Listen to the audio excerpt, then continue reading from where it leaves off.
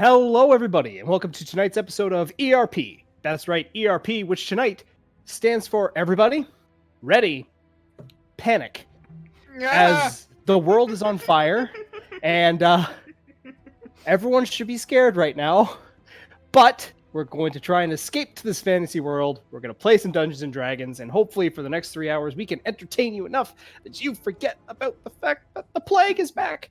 Yeah. How'd your kids? How'd your wife? Some of us have a little bit of a throat tickle, so you have to bear with us tonight. Some will remain muted for a little bit to stifle some coughs. I know our good friend Quirin here is naturally deepened his voice. And I have tea with honey, because I'm not sure where I got a throat tickle from, but it's here. So, excuse me 1 second. Oh, yeah. You would have been a good option. Mm-hmm. So, picking up where we last left off, the Devil's Advocates, on the road to Swordbreak, encountered a traveling professional wrestling promotion, which 3 of the members participated in, to varying degrees of success. 2 of the other members, Zane and Quirin, encountered an undercover agent of something called the Brood, explaining that they do indeed work for the Crown and that they've been watching them. Quirin was given a sending stone with a direct passage or access to Ava, the agent of this Brood. Continuing on down the road, the Devil's Advocates, coming to the walled military city of Swordbreak, saw that the city appeared to have been evacuated. Upon reaching the crowd, they heard that they were being summoned by the Militia Act, passed by Jaren Daraphan in 115 AE, which requires everyone capable, when called, to perform the acts for the king. Doing their duty, which was the name of the map, the Devil's Advocates circled around to the north entrance of Swordbreak, being briefed that a dangerous prisoner known as Gennick the Rook had escaped through some means and was not unassisted in this endeavor. They were granted access to the city, came to a portion of the city just outside the renowned Avalair stronghold, where the local guard believes to have formed a perimeter and trapped Gennick the Rook. Because Deus Ex Machina, the Devil's Advocates happened across a number of Kenku. A few were promptly dispatched, despite a particular warlock saying they should spare them. And though victorious in their battle with the Kenku minions, when the Devil's Advocates finally encountered Gennick the Rook, a strange vulture hybrid human creature thing, the battle did not go as easy as some had in the past. Zaz going unconscious for the first time, Quirin being forced to pull out Mass Healing Word, and Alastair witnessing the spell disintegrate for possibly the first time in your life. Through use of grapples, 50 feet of hempen rope, a piece of cloth shoved in its mouth, and a natural 20 temple punch, Gennick the Rook now lays at the Devil Advocate's feet, bound and gagged, and unconscious. So, that is where we find ourselves now. You're still in that home. If you guys need a refresher, the map from last session, Doing Your Duty, is still available to you to remind you where everyone is. Devil's Advocates. What would you like to do? Just a refresher. What did they tell us? Did they give us any specific instructions? Bring him back alive. Just bring him back? Did they say where? They said bring him back alive.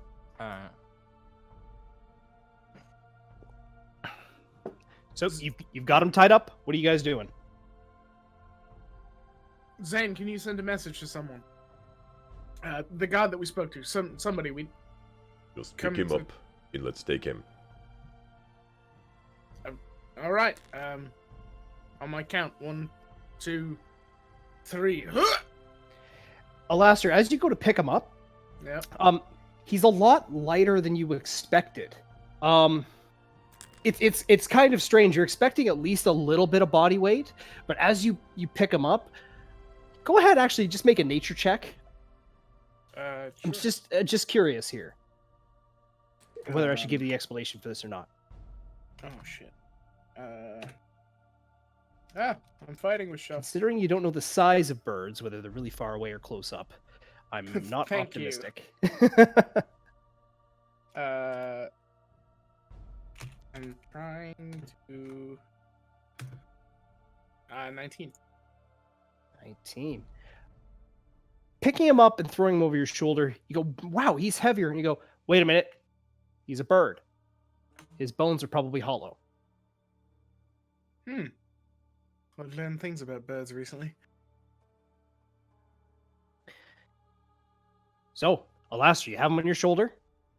Zane, Quirin, and Mo, you're still in the room. Zaz, if I recall, you stepped outside to get some air. Yep. Yeah. I'm just going to march him back towards where we came in, to where guards might be. Okay. Rest of you doing anything? Keeping an eye on him. Okay. Yeah. Keep an eye out for shady possible Kenku bird people. Okay. Trying to snatch them as we make our way out. All In right. case may- we didn't kill all those fox. Yep. You may want to take a look at the corpses and see if there's anything useful on them. I'm gonna start hauling the corpses off the street, so that way, if there's any other Kenku, they don't just come like check out what's going Okay. on. All right. Yeah, that's a clever idea. All right. So we got Zaz piling bodies into a home. We got Mo taking watch. Quirin watching Gennick. Zane, I assume you're doing the same as Quirin. Alastair's carrying him. So at this point, walking through the city streets, the only one, if I could get Zane, Quirin, and Mo, Mo a perception check, Zane and Quirin an insight check.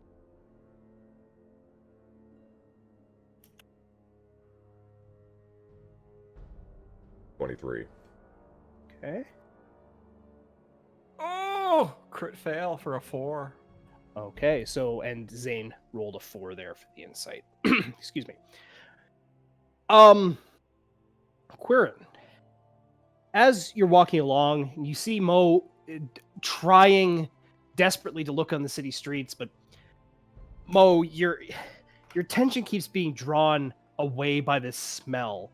To look at this creature that Alastair's carrying, and Zane, quite the opposite. You're trying to pay attention to this bird creature, but every time you stare at him too long, that horrible smell of like dust and refuse and spoiled milk fills your nostrils. You can't help but turn away. Quirin, however, as you watch, you see his eyes kind of slowly flicker as he's carrying, not as if to wake up, but as if he's dreaming. Okay. All right. So, at this point, you begin walking. The streets, again, are very quiet. There's no movement. You could hear a pin drop on the well-manicured flagstone yards and passageways of Swordbreak, the military city. This is your first introduction to Swordbreak. And looking around, if you all head to the map of Swordbreak, looking around, the houses here in this particular section of the city are not nice by any means. They're not horrible. They're not squalid. They're not poor, but they're not pleasant to look at. They're very utilitarian. And as you find yourself walking away from a set of walls inside the set of walls, you can slowly start to see the 4-story evil-looking structure that lays behind it. The Avalair Stronghold. As you walk further and further away, it's almost a trick of the light that the tower, stronghold, fortress type building seems to grow ever taller and taller as you get further away. Eventually, you come to a section of the city where there is almost, Hands Across America, almost that kind of lineup of people just standing there, resolute, unwavering, not making a sound, swords and shields drawn. What are you guys doing? Are any of them like soldiers? Or are they just like townsfolk that are like, yeah, I'm ready for this? You see a number of them that you would perceive to be soldiers, almost set at a regular interval. Almost every 4 or 5 people appears to be a soldier of some quality, whether that be a recruit or a veteran, or perhaps someone you would see on the front lines of a war of some kind. But in between them, you see blacksmiths holding hammers. You see leather workers holding some form of large machete. It looks like everyone in the city that was capable in some way, shape, or form of wielding an instrument that could be used to harm another creature has lined up here and has been placed in between the soldiers to act as a barrier to stop the creature you are now holding, Alastair, from escaping. I'll just approach them. I'll hold out that you said that those coin purses that they gave us all have like they're monogram stamped, right? They're all the same. More or less. They're a very, what's the word I'm looking for? Very uniform style of coin satchel. If you I'll will. just hold that in my hand so that like they can see, like, it given enough time they'll be able to put 2 and 2 together. Yep. While we're walking towards them. As you walk towards, you hear a soldier go, "Hale, over here, please." And you look to your right, and there's an older looking gentleman, a stern mustache, kind of like it reminds you very much of how Zane's father grew a mustache. But this gentleman is a full, what would you call him? A silver fox. Ooh, Like George full white, just very stern looking. He has a couple scars on his cheeks, nothing too serious, but looks like a rough and tumble guy. And he's wearing a very shiny guard plate. He stands there with a sword and shield and goes, "Hell, who may you all be?" We're the ones that just captured your bird thing. "I see that. Excellent. Were you informed where to take him?" Absolutely not. They Oh, weren't yeah. very specific. We're the devil's advocate, by the way. It's a clever name. I appreciate the turnaround. Anywho, I am Officer Luke Shaw. So I suppose, he kind of looks around, I would be the senior most officer in this particular part of the city. Do you at all remember where you came from, where you were let in past the perimeter? Where we entered the city, right? That's No, enter the perimeter is what he's asking. the northeast. Northeast. Did you climb the wall? no. No, there was a gate. We would have Sorry, posted outside of the Avalier sorry, stronghold. the northwest. Sorry. Kind of looks and he goes, "Sword no knee thought." Anywho, Why do people keep saying that? it's kind of they tell us that in training. Tell us not to make fun of those who might not be so quick on the upkeep, because 9 times out of 10, put a sword in their hands, they're more useful than you are. I'm going to make the executive decision. We're going to take you to the very edge of this perimeter, where the walls of the Avalier stronghold meet a corner. If you'd all follow me, please. And he begins walking, kind of puts his shield off on a clip to his side, mysteriously not on his back, but on his side. It's kind of hanging, and keeps his sword out. Begins walking. He leads you through the city, and try as you might to find some kind of discernible landmark in this particular section, all the houses are so unmemorable and bland and just bleh, that you can't really discern if you've seen this one before, or perhaps it was that one. But that one over there has the same greenish color as this one, and that one has a very similar gait, and it's very disorienting as you look around. That every single house seems to be made of the same handful of materials. Eventually, you're led to an area at the edge of the perimeter where there is a small group of soldiers set up amongst a small, what I could describe as a how would I describe it? Like a pop-up table, like one of those couch TV dinner tables. Mm. You know what I mean? Has one of those, and they have various bits of paperwork, and they're talking. And eventually, one looks up and goes, "Well, LB, look what we have here." And the soldier prior, Luke Shaw, goes, "Captain Thompson, these individuals here choose to go by the Devil's Advocates. As you can see, they have not only found Gennick, but they appear to have apprehended him." Captain looks and goes, "Very good." Kind of snaps his fingers, and two large guards come over to you, Alastair, and kind of hold their hands out to prepare to take Gennick. I hold on just a little bit longer than I probably should, and then hold him out and give them to him. Okay. Make an insight check for me. Okay. Can do.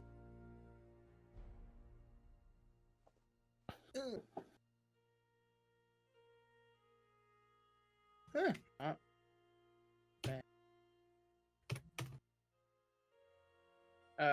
15. There's no look of anger or annoyance. The one guard looks very just, what's the word I'm looking for? Very just bland, doing his duty. The second guard, the one furthest away from you, it kind of has a look of understanding for a split second. And they take Gennick and they begin heading along the wall to a stronghold that, as you were walking away and turning back to look at, was towering over this wall. And now that you're just a little bit away from it, you can't even see a spire. It's very off-putting. The guard captain looks and goes, "All right, Devil's Advocates." Very much like the name. So, the reward is 50 platinum pieces. How about, would you like it distributed? There is 5 of you. This seems very cut and dry. I can give you 10 platinum pieces each. I mean, that works for me.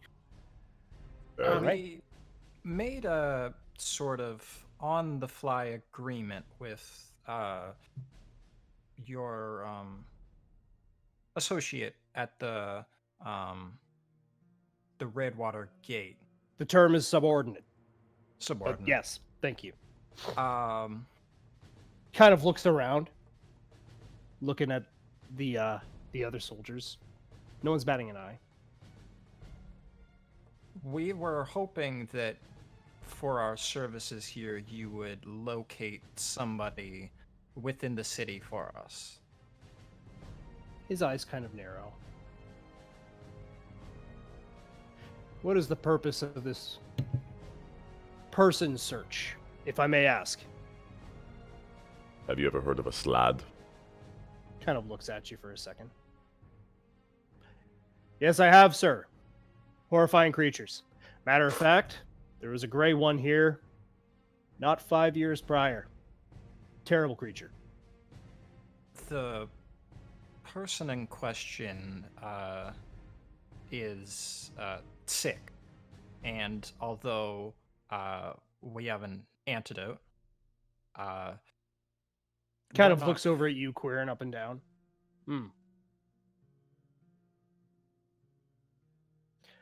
Okay. Do you have a name, a description? If I may ask, how are you so sure that this individual does indeed have a slad infection? we were there when it happened. I had it as well. Greater restoration, Potion. just as effective. We're looking for a laurel booth. Laurel Booth. All right. Make a persuasion check. Quirin and Mo, or one of you can have advantage. I've got a +2 on mine.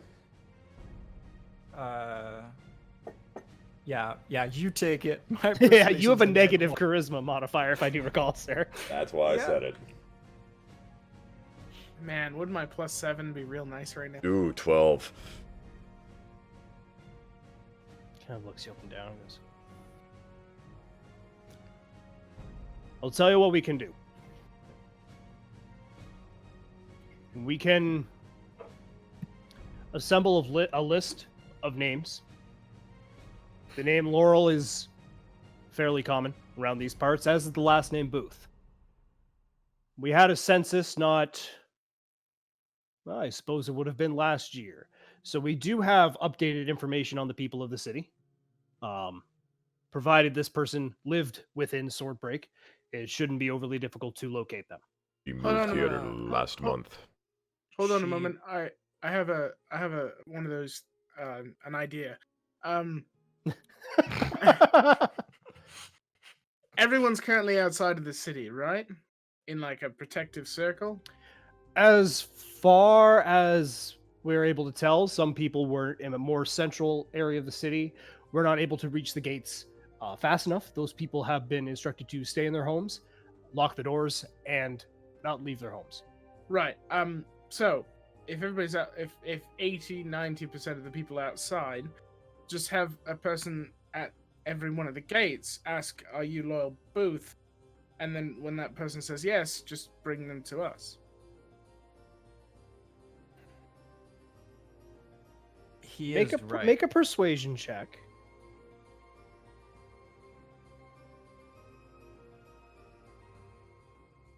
No. Okay. Yep. 16. 16.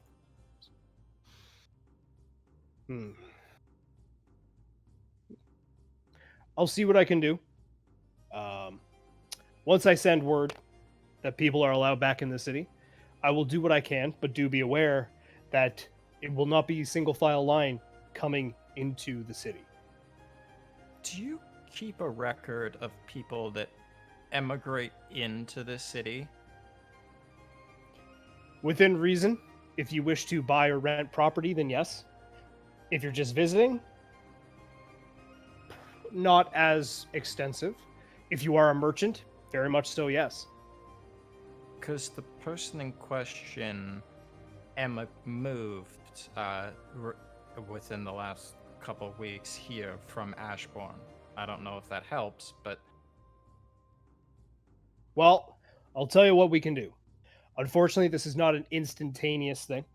However, this is a paltry task. Sounds like a simple case of having my men ask an extra question to people, as well as a small amount of paperwork for the people downtown there. So, as of right this second, I will pay you the full 50 platinum pieces, and you will have to give me, let's say, 24 hours to at least get you some results.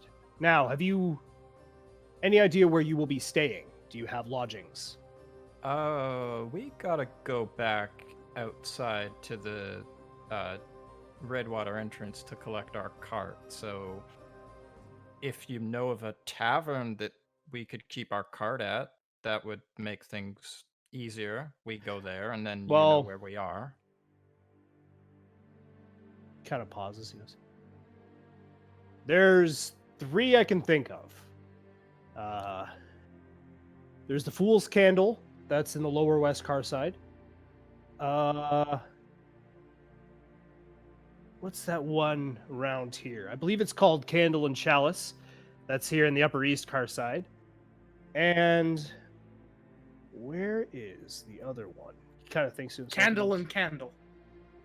No. Well, the other two had candles in them. I just thought I'd give it a shot. Interesting story about that. Formerly brothers split. The tavern used to be called the Candle. They each kind of tried to keep that. They went their separate ways, opened 2 different taverns. That's ancient history. That's almost 100 years ago now, though. I do believe the fancier of all the taverns, as gentlemen with your wealth, newly acquired, may partake in, is called the Hooded Hound. That's in the Endefarin Row, which would be, I do recall, right next to the Redwater Gate. May want to look there. Hooded Hound sounds perfect. Now I do have one more question for you, sir. And I'll slowly walk up and have my eyes kind of trained on him and get uncomfortably close. Okay. Where does your tower go? Because I could see it far away, but not when I'm up close. How does it work? It's an intimidation tactic. Pure illusion. Oh, all right. Worked. I suppose. Mm-hmm. Sword no need thought. All right. So, I keep saying that.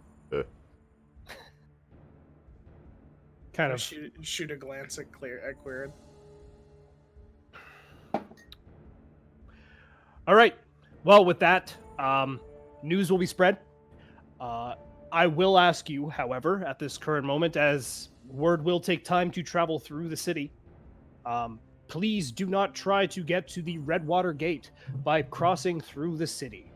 Please exit at the Dragontail Gate and head around. Absolutely. All right. I'll head off in that direction. All right. That I'm assuming he pointed at, because I don't.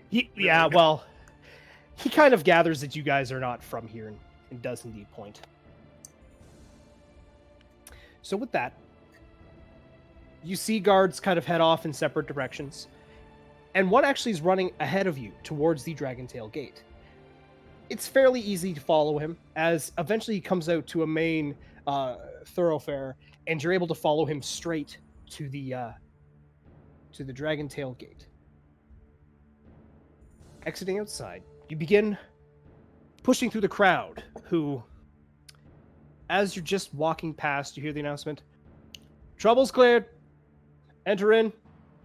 Be slow about it. We have some questions." And you hear the general murmur. As you begin walking around the edge,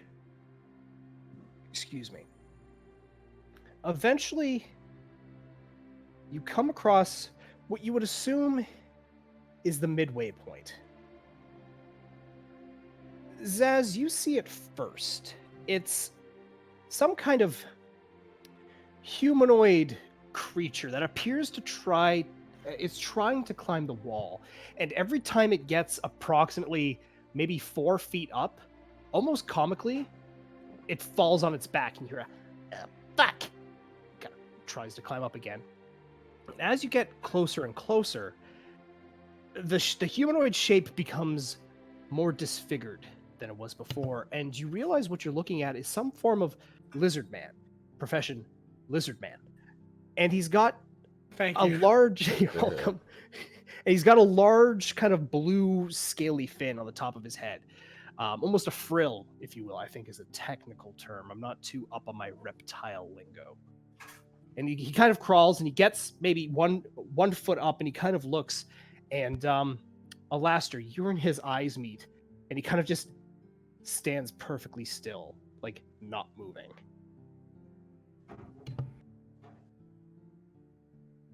What do you guys want to do? I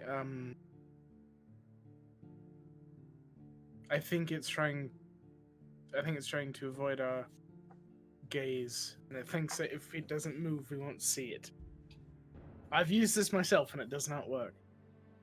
Is there anybody like, are other people like paying attention to this, or No, you guys are at a point where no people were crowded up. It's just you five, and now there's just this lizard person like frozen on the wall, staring at you intently. Are there people Like a gecko? No, like a lizard folk. Is there like guards walking on the Nope. It's just you five and this lizard person. Sir, we can see you. No, you can't. I'm absolutely sure that I can see you.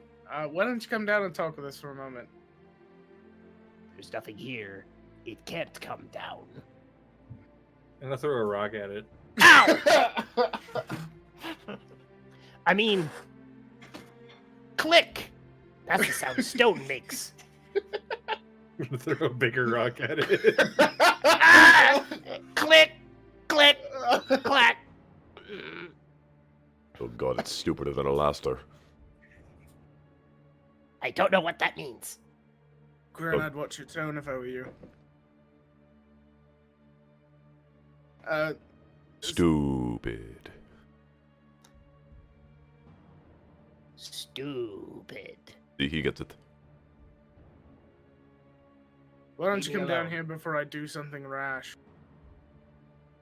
I had a rash once. It was unpleasant. I feel bad for you.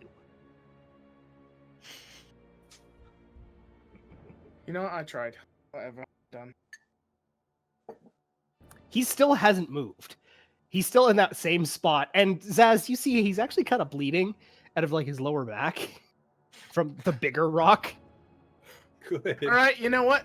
Here, I'm done with this, and I'm gonna pull Amalthea out, and I'm going to try and grapple him with it, because I can do that. All right, go ahead and make an attack roll.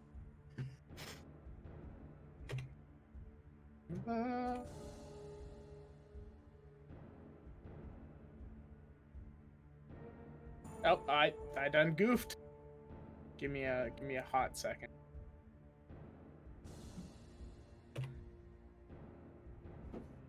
I messed with my my macros and screwed up something. 16.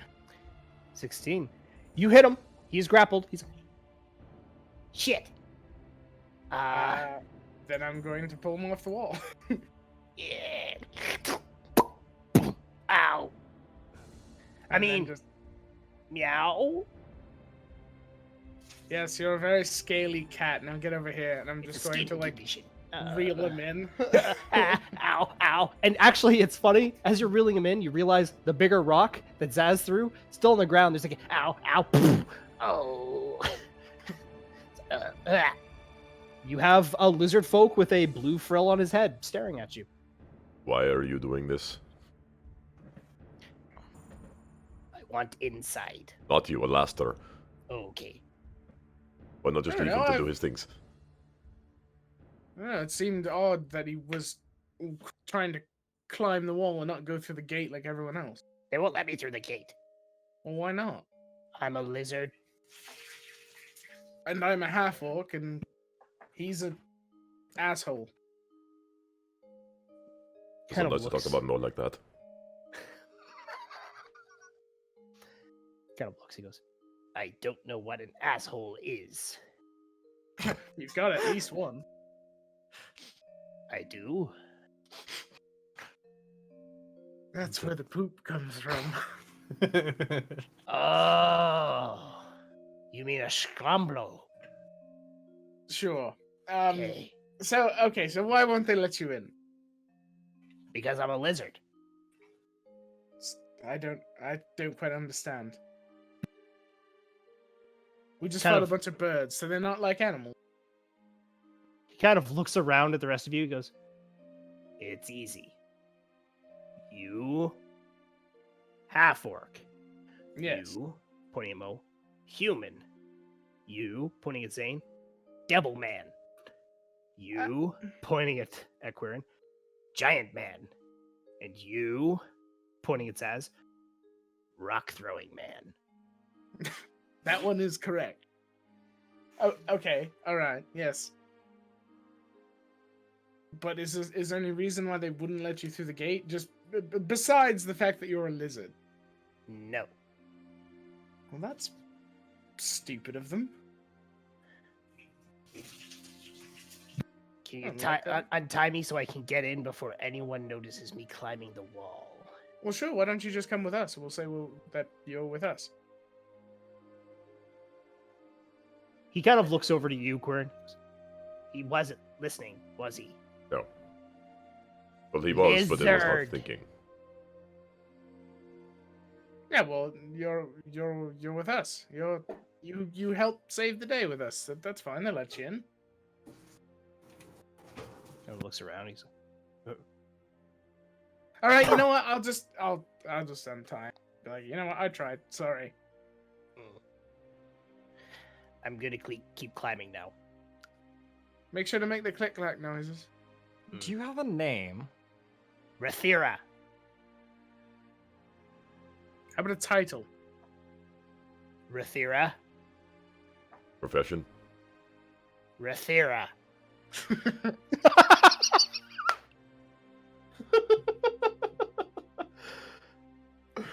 okay. Well, that happened. Fuck. Well, all right. If you happen to scale the wall, scale. If you happen to scale the wall, we are going to be heading to the Hooded Hound. Sure, if you sneak your way over there, buy you a drink. Like, you have to pay for water? No, like ale or cider or whiskey, bourbon, I don't know these words. alcoholic beverages, firewater. That's you lost me. Instead of more talking, perhaps we could just turn him into some sort of animal, take him in with us, and then toss him onto the street. Like, didn't you say he's a cat? Meow. See? There Just turn we him go. into a cat. I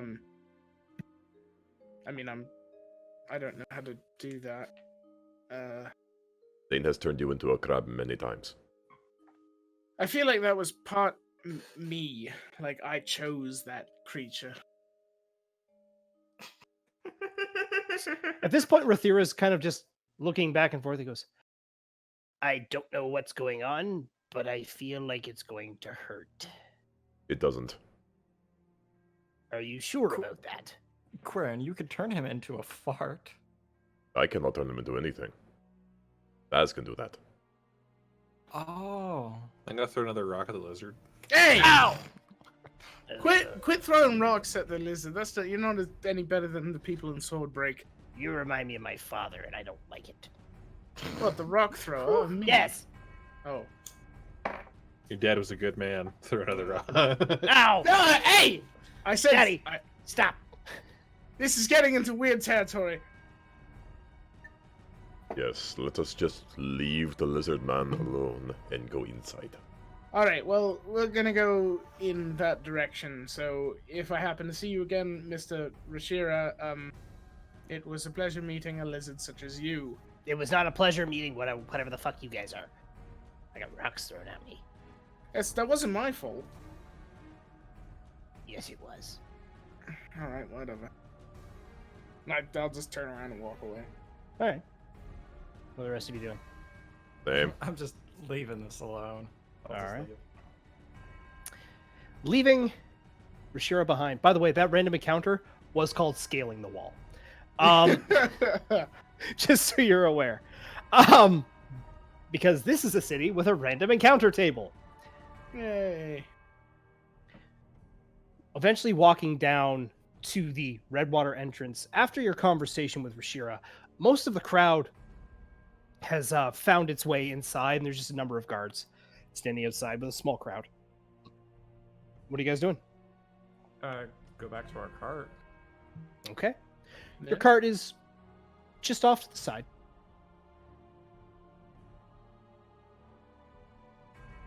You guys are at your cart. You're at the gate. What are you doing? And then Yep. Get in. All right. So as you begin to head in, the guards stop you and say, excuse me, would any of you by any chance be Laurel Booth? No, sir. We are the Devil's Advocates. Alastair Zafin. Clever. All right. Laster Zafin, you there, gray-skinned. What is your name? Quirin. Oh, do you have a last name, Quirin? Yulto. Shouldn't have asked. Elf, do you have a name? Dakrin. Oh, okay. Do you have a last name? Dakrin? Nope, just Dakrin. What is it with green elves and not having a last name? Just ignore it. All right. Purple guy. Tiefling. Do you have a name? Zane Senedius. All right. Thank you. Redhead. Name? Mo Milner. All right. Well, you've all been written down as merchants. Kind of looks over and goes, we wrote them down as merchants, right? Okay. Am I supposed to write them down? All right. My apologies. New recruit. I'd like to welcome you to Swordbreak. Is there anywhere in particular you are headed? I know the town can be slightly disorienting. The Hooded And Hound. oh, Hooded yes. Hound. You guys are entering from the wrong door, my friend. That's in the Anderfen Row. It's near the Briar Glen gates on the other side of town. Well, can't we just go through the town? We haven't. Oh, been you here can go before. through the town. It's just we really chose the path of most resistance. Well- It was suggested on our excursion into the city, helping you guys with your little problem. By who? One of the guys in yeah. the Avalier stronghold. They kind of look at each other and goes, it wasn't Captain Thompson, was it? Yeah, that'd be the Hey. guy. All right. Yeah, that explains that. So what you're Did going to I want to miss- do... Joke. Oh, he's just pants with directions. Don't even ask. So, you're going to want to head down through the main thoroughfare. All right. You're eventually going to find a large, tall building, center of town. That's Garen Keep. That means you're halfway. You're going to keep going pretty much straight past that. Eventually, all the houses and stuff will go from nice to okay to shops. Once they're in shops, keep going until you're almost at the other gate. And there you'll find the Hooded Hound Tavern. It's a nicer place. Good choice. Ah. Excellent, thank you. All right, Thank you. on your way. Mm. As you're going by, you hear another cart pull up and you're, oh, excuse me. Are you by any chance Laurel Boo? You kind of get the idea that the interaction you just had probably happens to everybody. At least right now. So, Devil's Advocates. Welcome to Swordbreak proper. The town at this point is bustling. People are going about just checking their things, getting back to their homes. Everyone seems to be outside in some way, shape, or form. So at this point, with you having to travel all the way across town, anyone who's just looking about, go ahead and make a perception check for me, please. Ooh. Shit.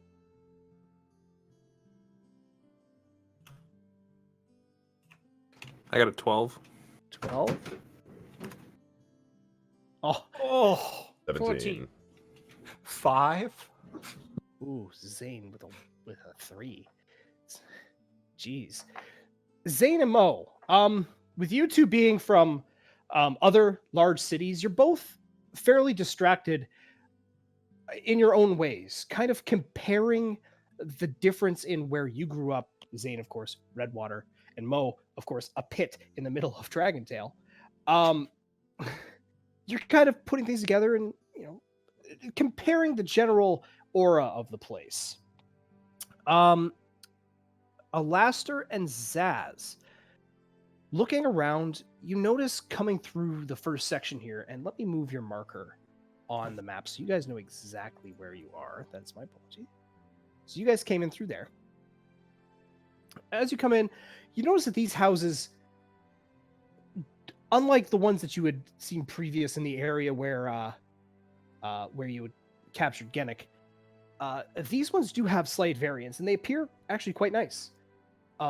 You'd gather that, oddly enough, the section of the city that points towards Redwater seems to be the nicer area. There's gardens, it's quite fragrant, well lit, Streets are well taken care of.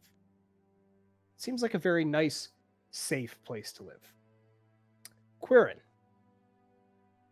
walking by all these places, as you guys get closer to downtown, you notice, Quirin, a poster on one of the buildings. And as you kind of give it a squint, you're able to see that it says, "Every other night at dusk, at the Green, Swordbreak players bring you..."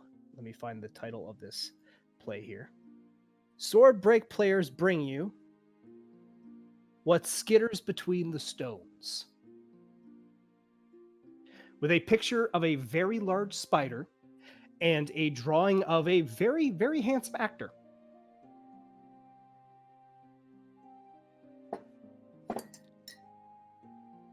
Yep.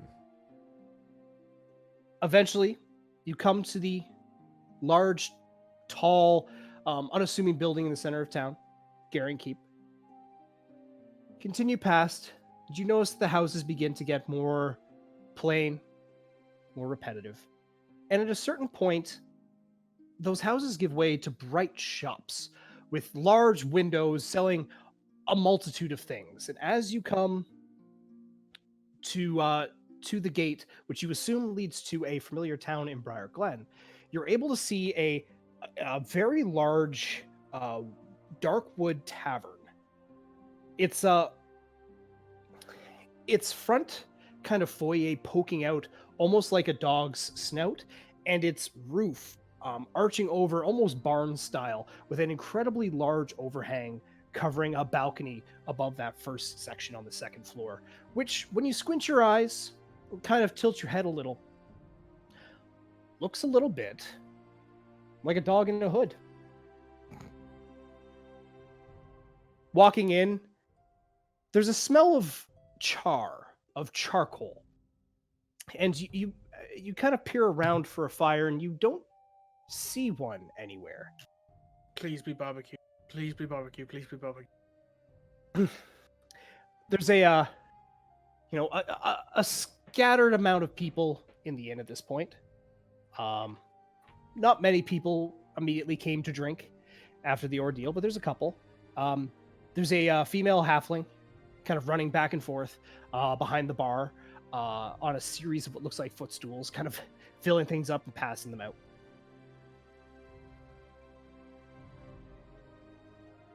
What would you guys like to do?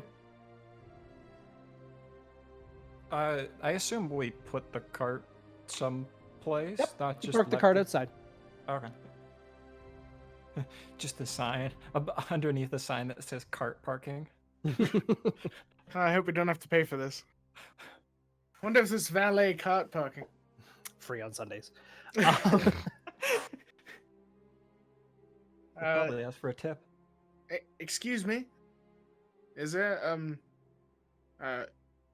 owner of this establishment or manager that I could speak to? Oh, that'd be Neil Laster. Thank you for coming in. How do you know my name? Oh, don't worry about me. I know the name of everybody that comes in. Interesting. Not going to ask. How much do I pay to park our cart here? We're looking for several rooms. 2 silver a night? For everything or just the cart? Just the cart. Okay, and rooms? How many rooms? Counting on my fingers. What, 3? 3? 4? How many we want? Kind of One looks for weird. me. 1 room for Quirin? Ugh. So weird. Oblong with Mo. Sure. So 4 rooms? 4 rooms? Sure. Zaz and Zane can't share? Kind of looks over at Zaz and goes, sorry, Dakrin? Thank you. 4 rooms is fine with me. Just so you're aware, it's pretty nice here. It's going to be 5 silver pieces a night for each room. So 5 times 4 is 20. So 2 gold a night for everybody. I'll just put a platinum down. Ooh. Hi, Tipper. Can I get you guys something to eat? Yes. Yes, actually. What, Sure. what can I get for you? Something hot and lots of protein, like a meat of some kind, a roast something. We got boiled oxen, we have salted lamb, we have braised chicken, we've got pickled crab, we've got steamed veal, we have boiled mutton, Yes. dried artichoke dip. Yes, just yes. That was a multiple choice question. Yes. Oh, he's clever. Okay, so we have a yes from Alaster. Quirin. Something small. Small. That's bizarre. Mo.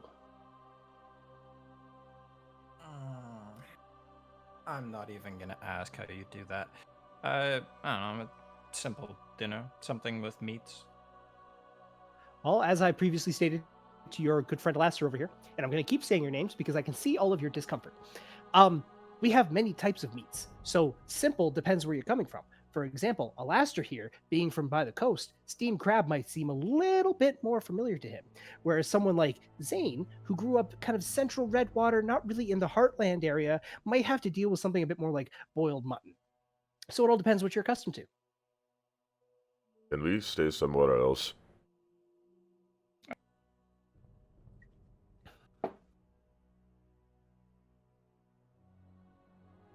How about you just bring a little bit of everything, and I've paid for it all.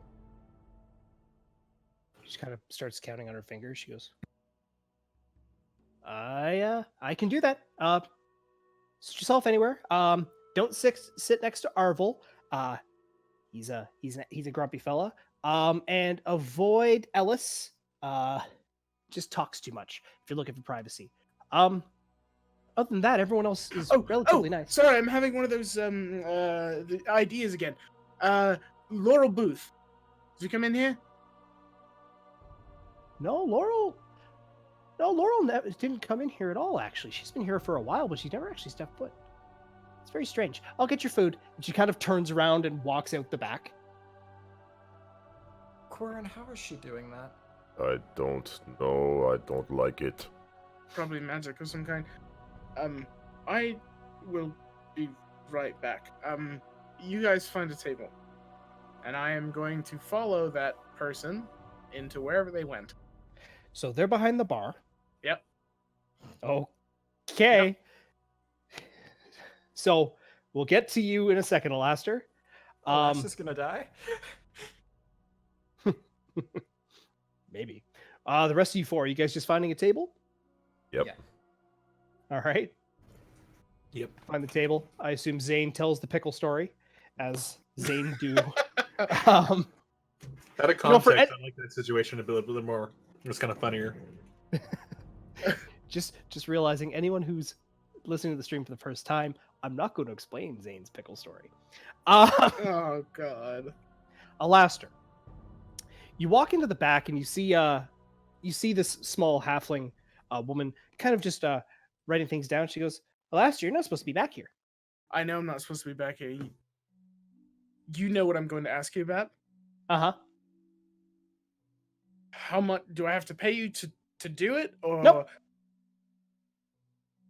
I don't care how you can do it. I really don't, but thank you. True names are a magical thing. Don't you worry about that. Okay. Thank you. Mhm. And I will slowly turn around and walk away. All right. It's easy to spot your compatriots in the middle of the inn. Stick out like a sore thumb. Yeah, very much so. You return to your table, Alaster, and a few moments go by, and eventually quite a spread is brought out for you all. There's everything she listed: the boiled oxen, the salted lamb, braised chicken. But you also see things like acorn and pine nut bread. You see a kind of a small wooden box of curd cheese. You see some pickled crab. You see some actually like dried like shoelace onion type things. You see quite a nice section of blue cheese. You see an interesting kind of greenish dip that you assume is the aforementioned dried artichoke dip. She goes, "All right, that should be everyone's food. If I do recall, ale for everybody, but mead for Quirin. I don't like you. That's fine. You don't like anybody." I mean, yeah, she has a point. You really don't like many people. I Clear, like a the trick few. is to shut up. It does not matter. They're going to talk anyway. Yeah, but not about what you're talking because you're not in conversation. Just let them do their thing. What?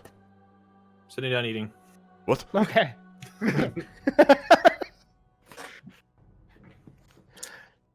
have 2 plates. One for food that's being eaten, and one for Okay. food that I've tried and don't like. All There's right. not a lot on that plate. It's all pretty good actually. Quirin, Yes. the food that you actually grab, you find is actually like simply seasoned, which is strange because this very much reminds you of how food would have been prepared for you back home without a ton of spices. Zane, on the food you grab, it has like hints of like nutmeg and cinnamon and stuff, and just eating it reminds you very much of your mother's cooking, where 90% of the spices in your mom's home are for baking. Alaster, lots of salt. Mo, yours is strangely spicy. You're not sure what it is, but it's a good spice. And Zaz, yours is kind of like an earthy, just an earthy kind of aroma and Umami just- flavor? yeah, sort of. Just a very welcoming. And as you all eat it, you all kind of sit there and like, man, it's like this food was made specifically for me, and the pieces that I'm grabbing are specifically for me. I'm gonna eat a little bit, then like shove my plate away and just sit there looking disgusted. I'm gonna take a piece from Alaster's and just see how his tastes. It tastes the same as yours. Alaster, try some of mine. Oh, yeah, sure. This is a interesting. Are these morels and cream? What is this? Alaster, eating it? Yeah, it's got all that sea salt on it, as if it Oh. was made just for you. And eventually, the keeper comes back and goes, "Mead for Quirin, ale for everyone else." I do apologize. It's just kind of a what's the word I'm looking for? Side effect. I'm kind of aware which pieces of food each of you are going to take off each other's plates. So that will be kind of made for you. Have to be a little bit less predictable, guys. Anything else I can get for you? I'm fine. Anybody else?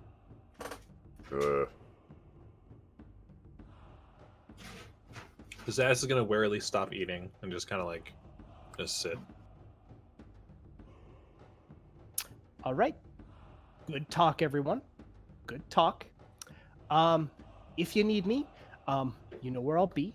I'll see you all at approximately 8:17 a.m. when you all get up. Wait a minute. She thinks for a second. Huh. That's interesting as well. And she heads back behind the bar.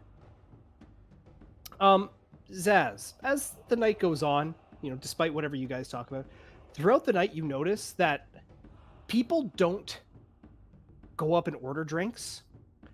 They walk up to the bar and she just hands it to them. As if she knew they were coming. You know, for all, as much as you may think this is weird, I think this is actually pretty interesting.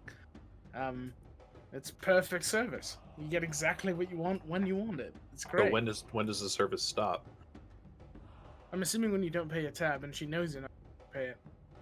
Mm-hmm. But I mean, tonight, if I have a dream where suddenly I'm really thirsty and she's just there in my room, that's not okay. Yes, but she'll know that you think that's not okay, and therefore she won't do that. Maybe they'll just be like a glass of water outside your room. That someone will trip over? No, she'll know where people are going, so she'll put it out of the way. But what if I don't know that I'm thirsty? Oh my god, she's gonna see if we all... Okay, To answer your right. question, I typically respect everyone's privacy. Okay, Did you say thank piracy or privacy? Privacy. you. Thank you. You're welcome. See, it's fine. Oh. Absolutely.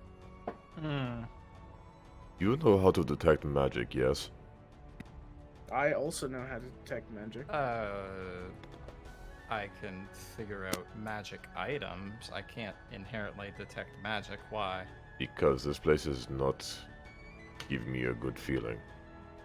I will cast detect magic while staring at Quirin. Like, what do you want? Okay. Well, firstly, you guys light up like a goddamn Christmas tree. Yeah, obviously. All those trinkets. Well, just you see Mo's waist start glowing. You see something on his side start glowing. Zaz's shield starts going off, as well as the staff that he has.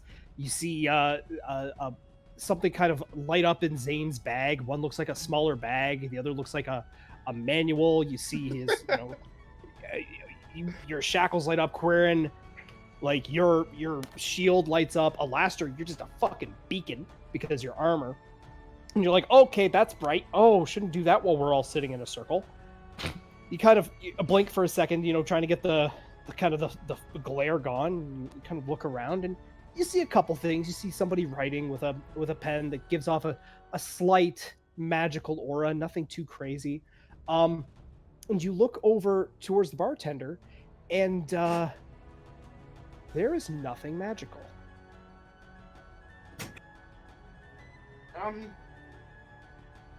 Alright, we've got magic pen over there, we've got something over there, and as predicted, she's not some sort of construct. That's her innate magical ability. Do you remember the little girl in Ashbourne? Yes, Probably but she the had to same touch thing. somebody. But she's Also a like human. 7. She's also a human and not a halfling. I would put money on the fact that they're probably very similar in the way that they work. It's just she's had time to, perfect the craft. Can I, like, what would this be? Nature? Religion? Can I, like, to figure out what? I was gonna say, what are you trying to see if you know? What she is in character. Like, what I don't know. I can't think of what. You can make an Arcana check, but be very well aware this is an incredibly high DC. Actually, Mo, what is your +2 Arcana? 3. Okay. What is everyone's +2 Arcana? 3. 3. -1. Neg 1. 0. 0. Zane, what is your Arcana bonus? +6. +6. None of you would be able to know this. The DC is higher than the maximum of Zane rolling in that 20. Wow. That's Cool. scary. All right, I'll leave it. Some shots go wide. Yeah. And some don't even land in the same ballpark. All right. So you guys finish your meal, and just as the slowest eater, who I'm going to assume is Zane, finishes the last bite, the bartender is there and starts picking up the plates. She goes, "Hope you enjoyed everything. I'm sorry if it creeps you out a little bit. It has that effect on people, but that's how we work. So, your rooms will be upstairs. You will have rooms 4, 5, 6, and 7. You can split those amongst you. Quirin, the beds are attached to the floor. So if you want to sleep underneath something, I suggest putting your head underneath the dresser." She kind of walks away. As she turns away from Quirin, Zaz, you can see a smirk, and you can tell that she was joking. Oh man, she's gonna get an eyeful tonight. No, I'm not. Oh. I don't like this place. I don't like this place. I like it. You know, you guys are talking about this. This is great. We stay here tonight. After that, we leave. Alright, it's already paid for. Whatever. All right, what are you guys doing? Going to bed. All Wait, right. before you, Wait, DM, did I hear anything about a play? I heard something about a play, didn't I? The play has been mentioned before, but not for a day or two. Wasn't there some sort of like a art installation or a play or something that was happening? I saw a flyer for something. Did it look interesting? Do you want to go see it? I have never gone to a play. It's great. It's like a story, but they kind of tell it to you on. They're up on stage and you watch them, and they act out silly things and battles and sometimes they sing and stuff. It's quite interesting. Quirin, Fake.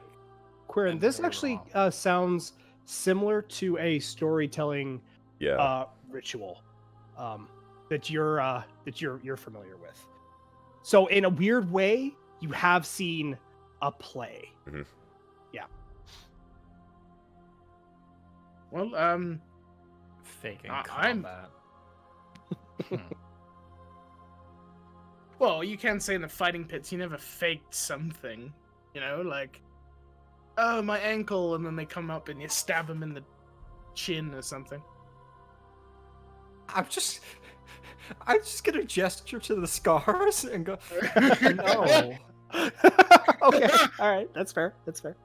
It's a sign of weakness. So either we stay in this place with a really creepy bartender, or we go and see a play.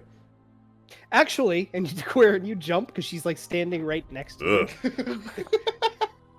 She's like, couldn't help it over here, but just to save you the walk over to the green, the play is every other night.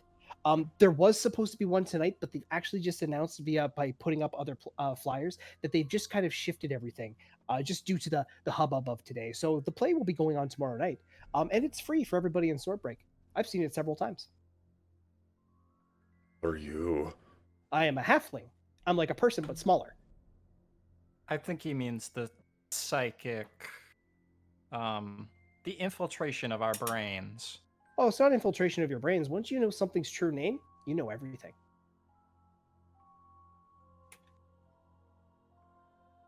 What?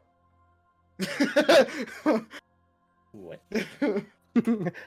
What? She goes, oh, don't worry. It's actually more of a curse. It's very hard to maintain meaningful relationships when you just know everyone's secrets. I'd imagine. Mhm. It's Like, very you can't- difficult. No one can like surprise you with a gift for your birthday, Nope. or can buy you that thing that you want, or wear that certain lovely floral dress that they always wore. See, I know what you're talking about, and I know that you are indeed trying to make me feel better while simultaneously hurting yourself, but you are hurting my feelings slightly. So if you could kindly stop. I do appreciate the gesture. We never caught your name. That's because I didn't give it, because I'm looking at my document right here. Where it's underlined, but it is not. Oh, there it is. Ethist. Ethist? Ethist. Yes. Okay, it's a pleasure. You make your seem to know a acquaintance. lot more about us than we know about you. Mm-hmm. I believe that's how that works. That's exactly how that works. It's very interesting to see where you got the true names from. Well, that's a very good question, Quirin. Make an insight check.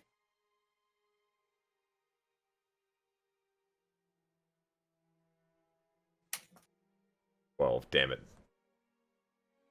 She's just kind of smiling coyly at you. You don't really doesn't really register. There's nothing but skepticism from my end. Mm-hmm. She's smiling at you. She goes, Well, I'll leave you off. I can see that I've perturbed you all enough for the night. Just letting you know, the guards will be here tomorrow, bright and early. They'll have a list for you. They haven't actually located anyone in particular, but they do have some leads. So, best of luck. I have a gut feeling it's going to end up a lot better than you expect it to, which is good because you're all going to be very upset by the end of tomorrow night. So, have a good evening. You as well. Hate this place.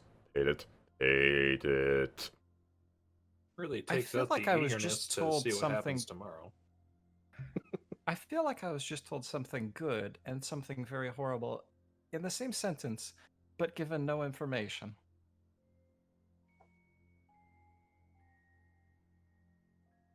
Quirn, now I understand why you hide under a bed or a cart. Under the cart yet, never under a bed. Oh. I thought that was to like stop him from getting rained on. And also so he wakes up in the morning and goes thud, and then the rest of us know exactly what's happening. That is not by design. Hate that stupid cart. You know we have these things called tents, right? They're made of canvas and they keep the rain off of you, and then when you wake up you don't smash your head on a wooden cart. The wooden cart stops a sword. The tent does not. Zaz is just imagining a cart with like a raised suspension, so he wouldn't have to worry about. like, are you talking about a cart with a lift? Yep. Okay. All right. I'm 7'2". That's gonna be one fuck of a lift. Yeah, 7'2" standing. Don't touch my cart. Have you guys ever seen Inspector Gadget? Yeah. Also, That. Quirin's not like bulky. He's like kind of skinny for a Goliath, right? So I'd say still when he's sitting, he's still probably good 3.5, 4 feet. You know, like it's a hell of a lift. You guys don't know how skinny I am. You've never seen me without my armor. Well, we can tell from your face and neck and hands and stuff, like you're not jacked. Oh god, no, I am nowhere near jacked. Anywho, you have this discussion, talking about whether you should put a lift on your cart or the pros and cons of a sword-proof tent. Eventually coming to the conclusion that a sword-proof tent is called a cabin. The conversation goes on, most of you going back and forth with these ideas. Zane, you sit there and just shaking your head, rolling your eyes, just unimpressed. It is evening. You guys are starting to get tired. What would you guys like to do? Go to bed. Going to bed? Wait, Sure. before I do, I'm going Yes? to plop down the Bell Tome, the Tome of Understanding, Right? and the +1 scimitar in front of Zaz. Okay. Been meaning to give this to you. Oh. Thank you. And I'm gonna go to bed. All right. I'm gonna gather the stuff given and go to bed. I'm gonna go check them out in my room, anyways. Right. Okay. So that was a +1 scimitar. Yep. What was the other thing? The Tome of Understanding. Which, if I recall, is Is no useless longer right now. magical. Yeah. It's useless right now for 100 years. So, you should be good. Yeah, I don't expect to have any problem with that. Just take Time a mosey- skip again. No. I'm mosey on back to the Shadowfell. Yeah. We'll wait here for Half-Life 3. It's probably only a year. You know, year in the Shadowfell. Zane going to bed? Yeah. Okay. Sorry about that, wrong tube. Giggity. So night takes you. You can all take your long rest. I assume some of you need it desperately. Yeah. Hurdy. Ooh, I'm back up from 13 hit points. Spell slots back. All right. Morning wakes you up and The sun, unfortunately, from where your rooms are, all on one side, the sun actually comes in through the windows at dawn, which is pretty early because it's summer now. You're all woken up. You feel refreshed, but you're a little annoyed of how early it is. You head on downstairs, one by one. You see a guard sitting there, holding 2 scrolls, just kind of sitting there waiting. As you come down, I'm going to say, Alastair, you're the first one. He goes, "Excuse me, are you with the Devil's Advocate, sir? Yes, of course. Could you please fetch your companions? We have good news, we have bad news." Sure. And I'll go in and just What's this? smash and... they're looking for us outside. Good news, bad news. Oh.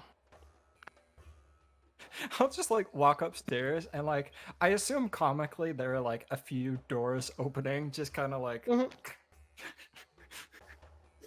For the regular cacophony from my room. Yeah. Shit. Like, the usual. Eventually, all 5 of you make your way out into the hallway, and Alastair delivers the news. And you head downstairs, and the guard looks you over and goes, Is that all of you? Yep. Excellent. So, I've been informed that we were to look for someone by the name of Laurel Booth. That is correct, yes. Well, to our records, there is nobody in this city by the name of Laurel Booth. However, understandably, our records may not be complete. So I have a list here of 8 individuals, 5 of which are named Laurel and have a last name that starts with the letter B, and 3 of which have the last name Booth. We were very surprised to find that it's not as common a last name as we suspected. It's very interesting. So, here's that, and he kind of holds out a list. He goes, "That's them there. You'll see Laurel's Black, Bell, Bryn, Blake, and Baker. And to the side here, we have Ash Booth, Doran Booth, and Duresta Booth." So, he unfolds the other piece of paper. Excuse me. Looks and goes, "Damn it. We have prepared a map for you with their locations. That is not labeled as it should be. So, we do apologize for that. But here you go. And at this point, if you guys want to go to the map of Swordbreak,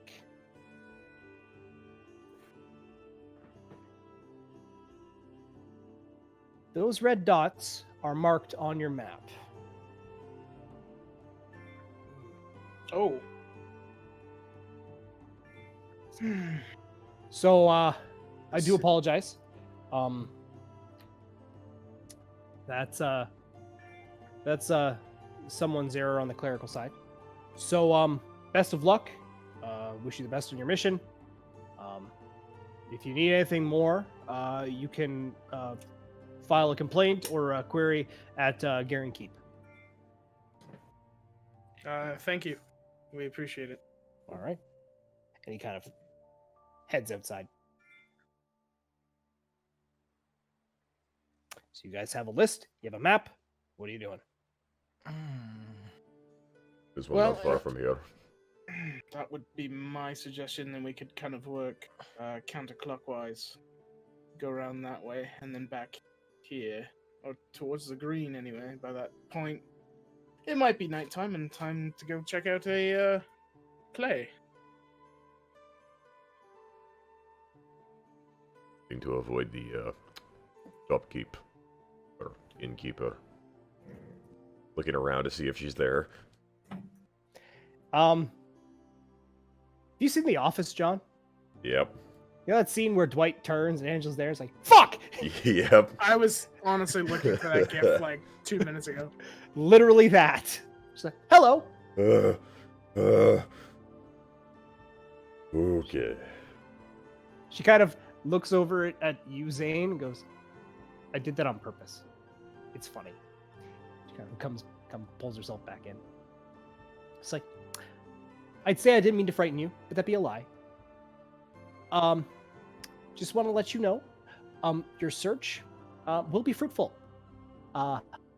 So congratulations. You did a good job. You're going to do a good thing. However, I'm going to let you know, don't look in the obvious places. Or what? You know, I can't give you all the answers. That just ruins the fun of it for you.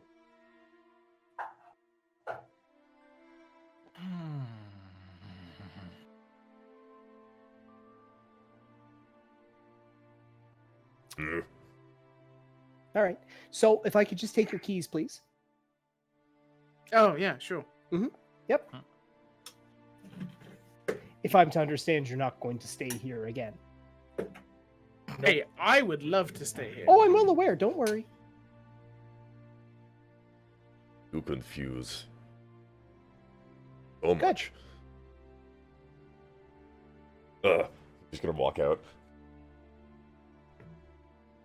He doesn't like not knowing things. Drives him up the wall. Yeah, it really does, doesn't it? And you're okay with not knowing things, aren't you? Absolutely. Mm-hmm. All right. Well, sword no new thought. Go get him, big guy. You know what? I think that's gonna be my new motto. Oh, it will be. So I don't need thought. All right, let's go. All right. So you guys head outside. Where are you guys going? Move your token. What point on the map Oh shit. are you headed to first? Hiya! Oh shit.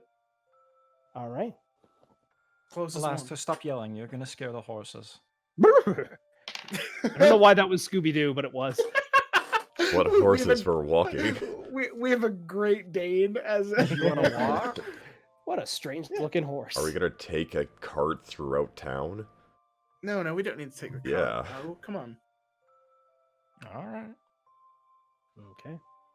So, walking along, you kind of find the house marked on the map. A simple house, kind of tall. It looks taller than it is wide. A dark door in front. The lights, you see a candle inside, just barely at its kind of its end. What do you guys do? Go Thump, knock thump, on thump. the door. Oh, never mind. You've already got it. A moment passes, and someone kind of peeks out the door and goes, "Hello, We are looking for Laurel Booth. I think you might have the wrong residence. I'm Laurel Blake." Have you run into any slads recently? Not since that business 5 years ago, no. What happened 5 years ago? There was a slat. Fair enough. Have a good day. And I'll Thank you. just go back onto the street. Closes the door behind you. Well, that was kind of a bust. Now where? Let's keep moving. While we're kind of moving on to the next spot there, I want to try and see if I can keep an eye out for any kind of places that would deal with armor. Deal with armor. Go Yeah. ahead and make a perception check for me. You got it, champ. I call it champ. There you go, sport. Thanks, Dad. I think Zaz is your new stepdad. Yes. No, at this point you don't actually really see anything. It appears to be mainly houses in this portion of the city. Yep. All right. Coming from the next house, this one seems fairly. Oh, that's lucky. Seems fairly similar to previous one. Just maybe a little bit wider. It's off-putting. You get the sense of deja vu. It's like I've been in this place before. Deja vu. Yeah, there it is. Yep. Thump, thump, thump. Door kind of swings open. There's a quite plump halfling. Hello. Hello, we are looking for a Laurel Booth. I'm Laurel Baker. Will that do? I'm afraid not. Oh, She is from, Ashbourne. I don't know where that is. Oh, sorry for disturbing you. Oh, it's all right. It's always nice to have 5 young men come to my door. I'll give her a wave. Hello. A smile.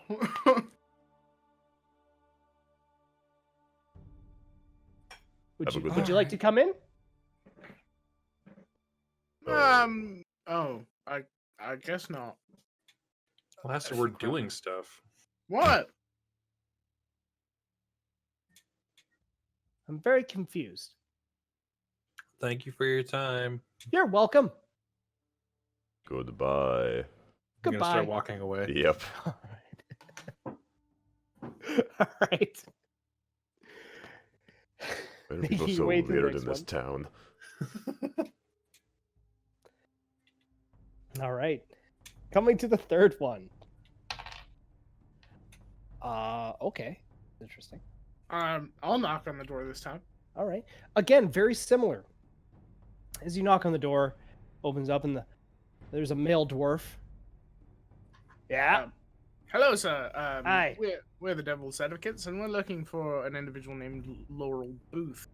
Is this uh, like some kind of campaign thingy? It's sort of a campaign to find a person that's been infected by a slad, and we're trying to help them before they die and turn other people into slads. You just have to tell me you're going to lower taxes if you need to be elected, but all right. Slat eradication is pretty important.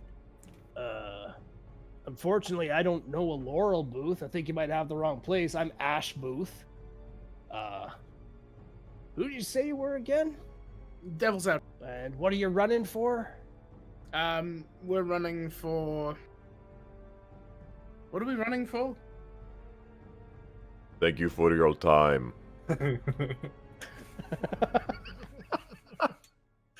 All right.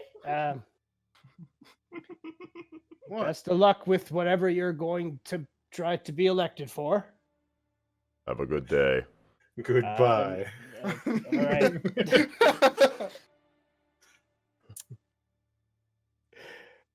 All right. Bon oui. Bon nuit. Next place.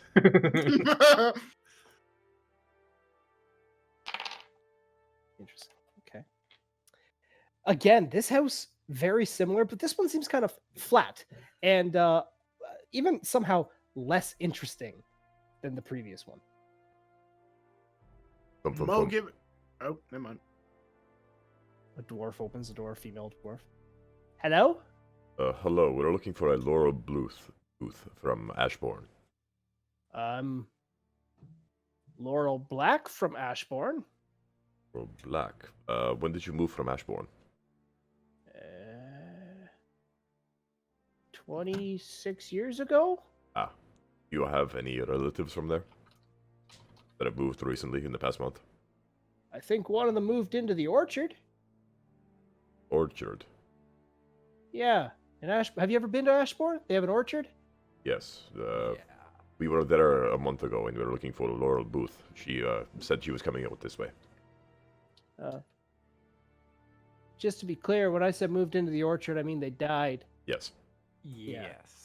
This Uh, person is still among us. hopefully. Oh, that's good. I'm glad to hear. Unfortunately, I don't know of a Laurel Booth. I'm not sure. He kind of looks over you, Gwyn. I'm not sure how well acclimated you are to culture here, but relation between people is typically indicated by them sharing a last name, not a first name. We were given a list and we were just going through it. They had nothing to signify who. We were not. They weren't very helpful. They didn't specify who was who. Just people that might be helpful. Sorry for bothering you. All right. Best of luck. Have a good day. I'll try. Closes the door. What was that sound? Proving the you are here. Okay. That is where we're going to take our break. Getting back at her. As you guys head to the fourth house, you cross into an obviously very different part of the city. It's not walled off, but it is very much kind of almost privacy fenced off. You know, like those 8-foot tall slat fences people put between their yards. It's not so much for protection as it is for hiding. So you kind of have to take the long way through. And coming through here, you recognize this as the area that you first walked into, the military buildings. You walk by a number of places. You see some that are obviously armories. You see one that's actually a large training ground with some dummies and stuff like that. Some large barracks as well as some homes. Come up to the home. It's a larger home. Very handsome looking, a lot of ornate stonework that makes it stand out differently from the other houses that surround it. What would you guys like to do?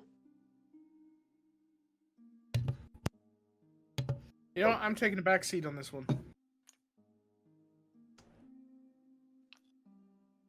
I'm gonna walk up to the door. Okay. Thump, thump, thump. There's a pause. No answer. Thump, thump, thump. Footsteps. So a man opens the door. A rather buff-looking half-elf. Actually, it's kind of strange. Kind of looks at you and goes, "Yes, hello, Hello. We're looking for Laurel Booth from Ashbourne. Laurel Booth. I'm sorry. I'm not sure who informed you that she'd be here. You do have the Booth residence. However, there is no Laurel. Yes, we were given a list from the town guard. We're looking for somebody that has moved here within the past month or so. Well, unfortunately, you have not found her. I am very busy, but I do have to get back to it. But best of luck in your search. Kindly remove yourselves. Can I insight check him? Yep. Yeah, same.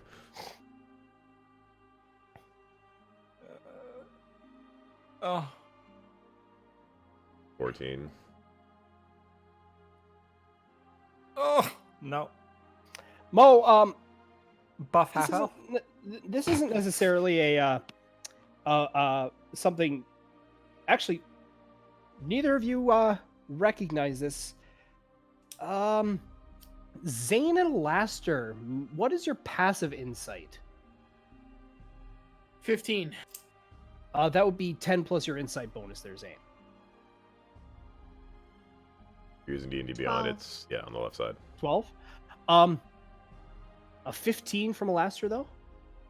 Yes. He looks rather flushed and hastily dressed. Oh, we'll let you get back to the lucky man and lady. Sorry about that. Door slams. Good for him. Just out there getting some after a scary thing that happened yesterday. What are you guys doing? Pretty sure he just wanted his privacy, as most people do. We can have an owner. Start walking. All right. There is one in between there. Are you skipping Yeah, over? Yeah. All right. As you leave kind of the fence, Zane, you kind of hear a voice kind of just in the back behind the party as you kind of walk by. Just kind of, "Psst. Hey. Guess I Tiefling," turn around. kind of gestures you over. Okay, I go over. It's like, this may seem like a weird question, but are you a spellcaster? And he's scratching his arm. Yeah.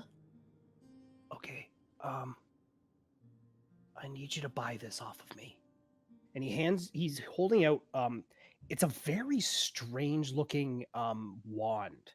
It's kind of golden and filigree.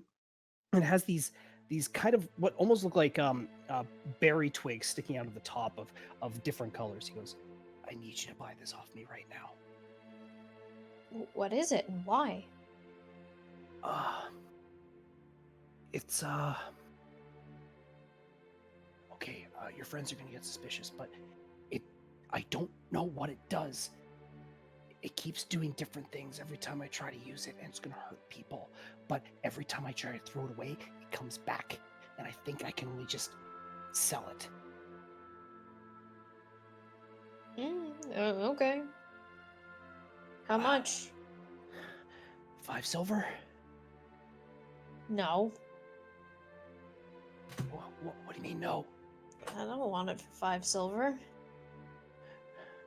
How much? 5 copper. Make a persuasion check.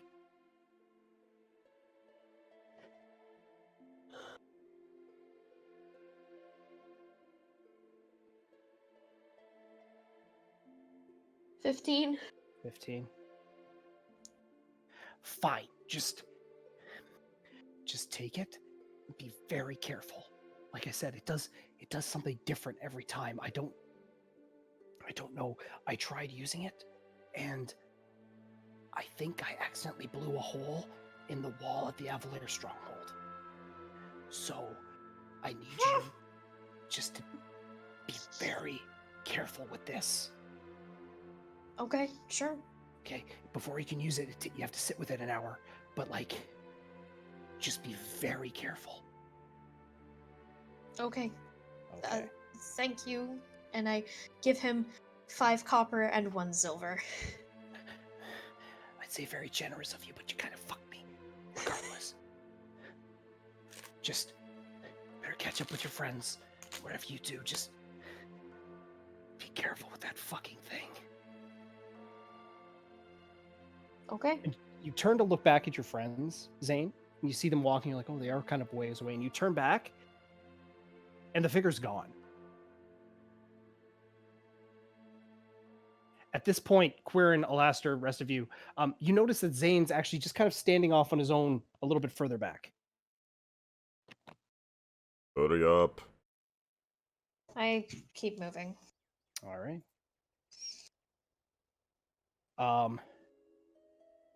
Zane, 1 sec. I'm going to message you with the item to add on D&D Beyond to your inventory. I don't know how to do that yet. I'll walk you through it, but just for, you know what? I'll keep it a secret, actually, because there's somebody in this party who has encountered this thing before.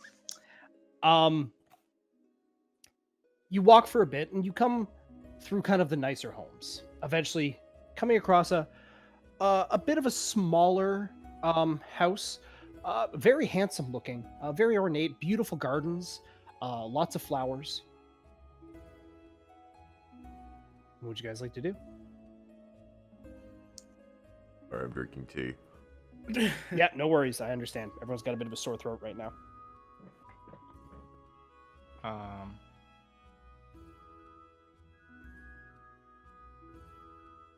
Best way to describe this house is: have you guys seen the movie version of A Series of Unfortunate Events? Yep. Yes. Justice Strauss's house. Okay. Just very, very handsome, a little small, lots of beautiful flowers. Walking up. All right. Thump, thump, thump. A moment goes by. The door opens. It's a human male. He goes, yes? Hello, we are looking for a Laurel Booth from Ashbourne. And who are you? We are the Devil's Advocates. You the ones, about that bad business there about a month ago, 2 months ago? Bad business. What do you mean? The massacre?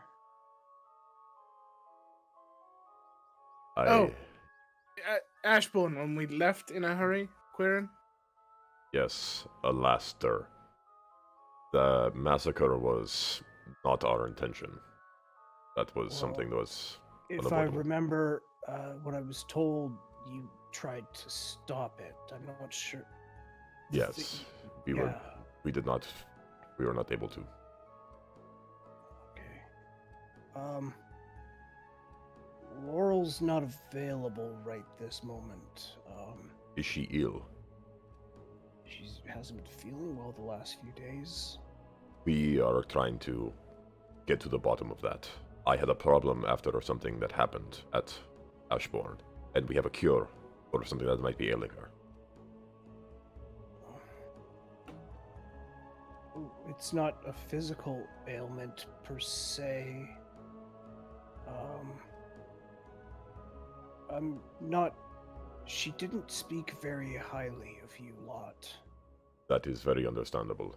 But with this possible outcome, if we do not help her now, she is going to be in very big trouble, and the rest of the town is going to be in even bigger trouble.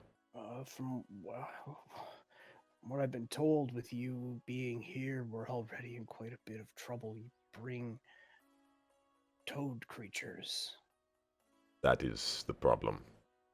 The slad. Mm-hmm. It attacked me and her, and I was infected. She may be as well. Make a persuasion check. Fuck. Is this Quirin's inner monologue? Yes. 15. 15. I'm gonna roll this chonky new die here. Wow, that's big. Ooh. That is true. Yeah, that is second chunky. Wow. Kind of lets you guys. All right, come in. He kind of opens the door.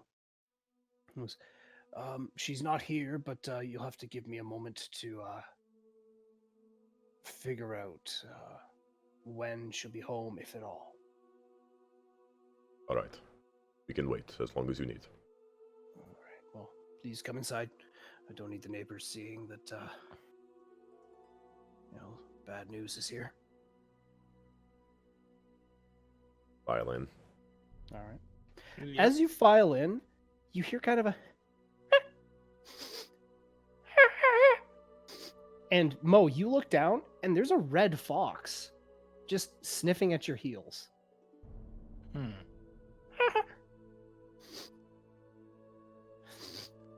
Oh, he's supposed to be here. That's Elabod. If you would please take a seat in the sitting room there, I'll return shortly. Sure. All right. Go and sit awkwardly. Yeah, it's a nice sitting room. A lot of houseplants in here, like a lot of houseplants. Is it humid? It's actually uncomfortably quite humid in here. Thinking back, you remember that Laurel Booth was an herbalist. I'm kind of looking around. You're like, yeah, this is definitely where she's been. You're all sitting in the sitting room, and the elder human doesn't come back right away. You're all kind of sitting in the room awkwardly for a bit. Alright, all I'm saying is, she has all the secrets about us, but she doesn't give any for herself. It is aggravating. Yeah, but can't you just trust people? Trusting people is fine, but if she knows everything about me, and I know nothing about her, then there is something very wrong and very strange. Well, you know something very, very important about her, and the thing is, she knows everything about you. What? And you have to trust that she's not going to just tell anybody everything about you. You know, Quirin, I figured you of all people would understand. You said that your god keeps screaming in your head, and she hears everything about everybody that she comes in contact with. One Don't you is not my choice, and the other one seems to be a curse placed on her, which is still very confusing. Where did the curse come from? Where did she find out your name, Mo? Because not very many people know your true name. Queer, and there seems to be this thing that a lot of people are able to use called magic. Yes, Sometimes it's but you bestowed checked upon her. them. And she's not magical. No, she doesn't have any magical items. It doesn't mean you're not magical. Maybe she has some sort of god like you do. Maybe she's just born with it. Maybe it's something Maybe. else. I was going to say it, but I didn't want to. I don't know. I'm thinking about it all day and I can't get it out of my head. Strange. Why don't you just let go? Let go of what? Just let go. Just Of what? that's the thing. Just don't care. Just don't. It is what it is. That's how it works. But you care greatly if people like you or not. Yeah, but I get over it No, sometimes. you do not. All right, that's very true. But I don't know. Why do you always have to put me down like this, anyway? I'm not quite sure. Why is it that every time that I want to say something or do something or try and have fun or make people happy, you always are there trying to put me down, Queer? And why? Well, one, we are not on a happy trip, even though you try to force it through. We have killed various people, gotten many killed, and have various secret organizations watching out for us. Yes. Hello? Kind of figured maybe that's something you'd want to discuss in private with me not standing here. Personal issues aside, Laurel will not be home for the next few hours. She left a note here for me saying that she would be house hunting after work. So she may not return here this evening. Is she still at work now? She should be for the next few hours, yes. Would you mind telling us where she is?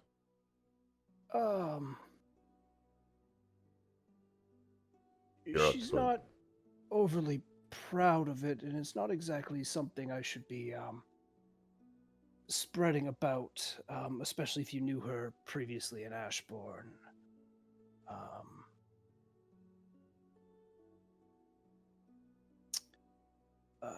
You can find her in the row. Just don't go looking in the herbalism shops, unfortunately.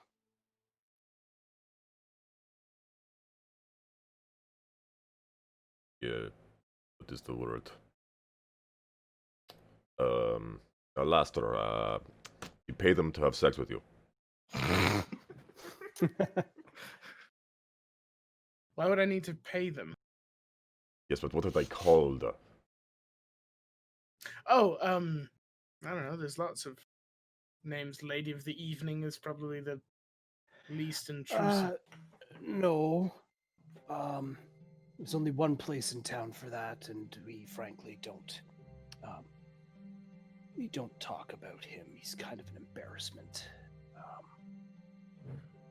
No, she unfortunately had some trouble finding work in the city as a herbalist, as it's not necessarily a rural setting. So she's had to settle to help pay her way. It's a point of contention, but it needed to happen. So, I've literally cleared out sewers before. It is perfectly fine. Well, she works in a pastry shop. It's fairly new. You'll look for the place with the giant donut on top.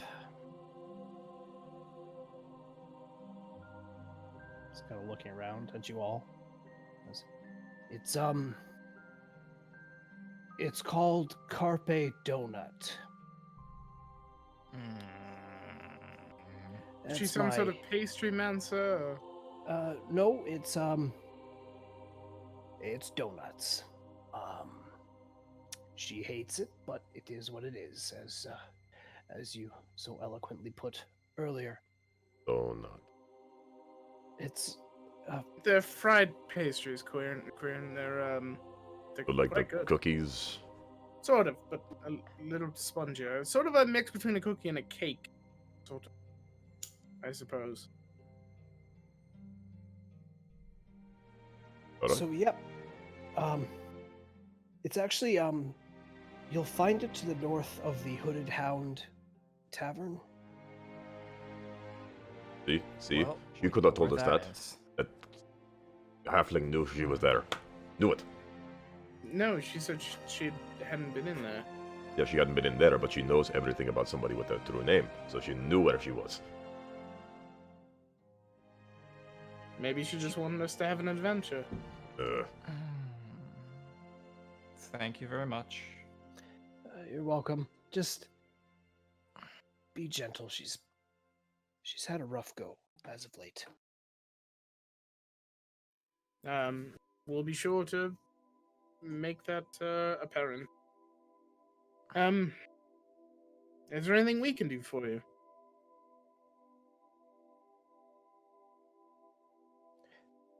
Not in particular. I am a bit short on cash. If I do have some minor magical abilities, if you have, perhaps a small curse you need removed, or an item you need named, or anything of the sort, I can provide that service, I suppose, for a fee. Are you able to tell if an item is cursed? Yeah, I can. I shuffle through my bag and I find the recently acquired wand. Okay. Kind of holds and goes, be about 10 gold for that service. I pass him 10 gold. See him sit there for a second, wave his hand over, and he goes, Yes, this is minorly cursed, actually, but overall a harmless one. It's more of a prank than a curse. If you purchased this item, you can't be rid of it until you sell it to someone else. It's more of a nuisance than anything. It doesn't appear to be harmful in any way. kind of looks it over and he goes, Very strange. Do you know what it is? I shake my head. Would you like to? Sure. That'll be 100 gold.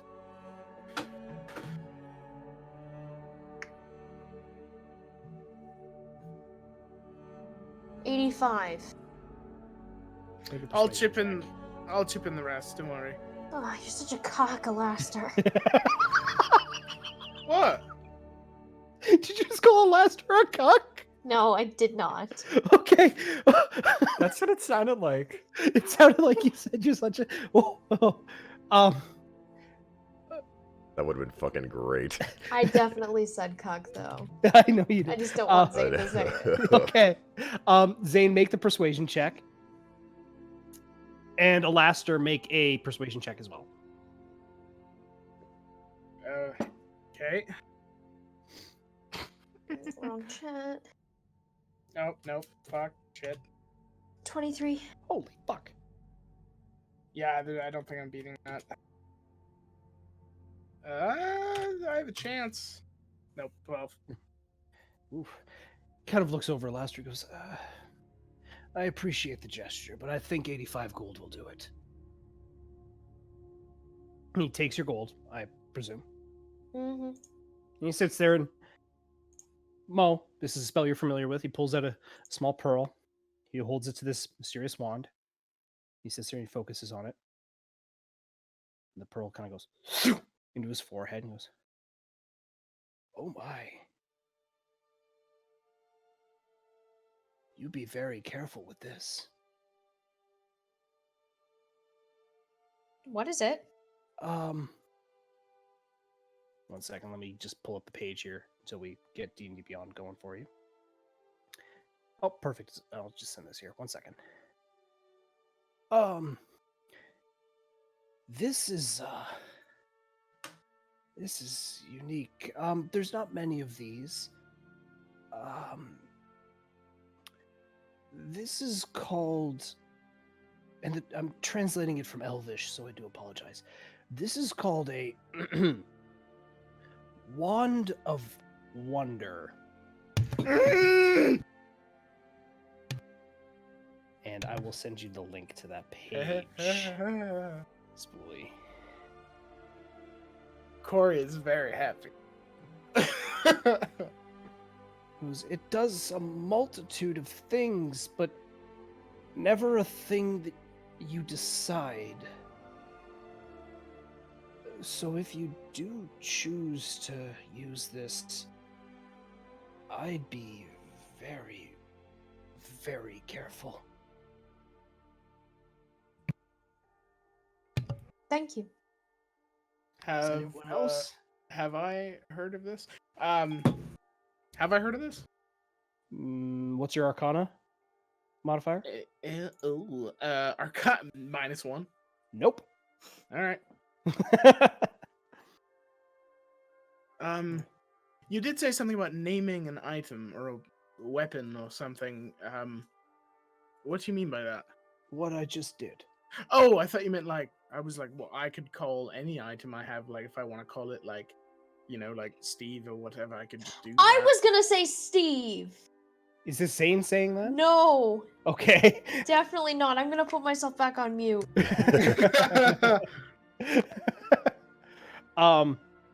I thought you meant like.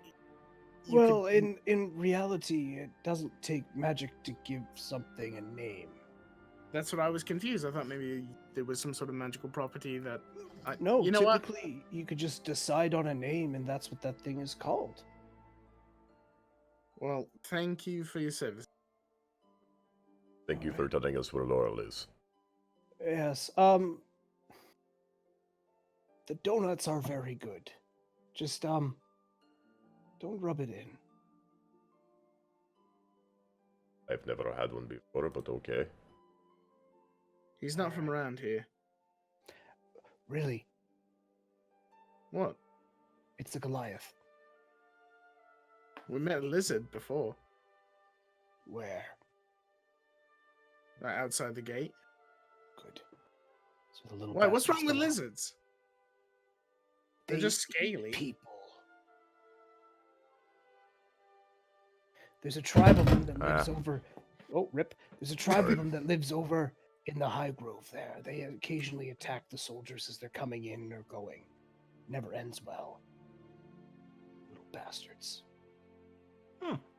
I feel like you all have a problem with people that aren't quite the same as you.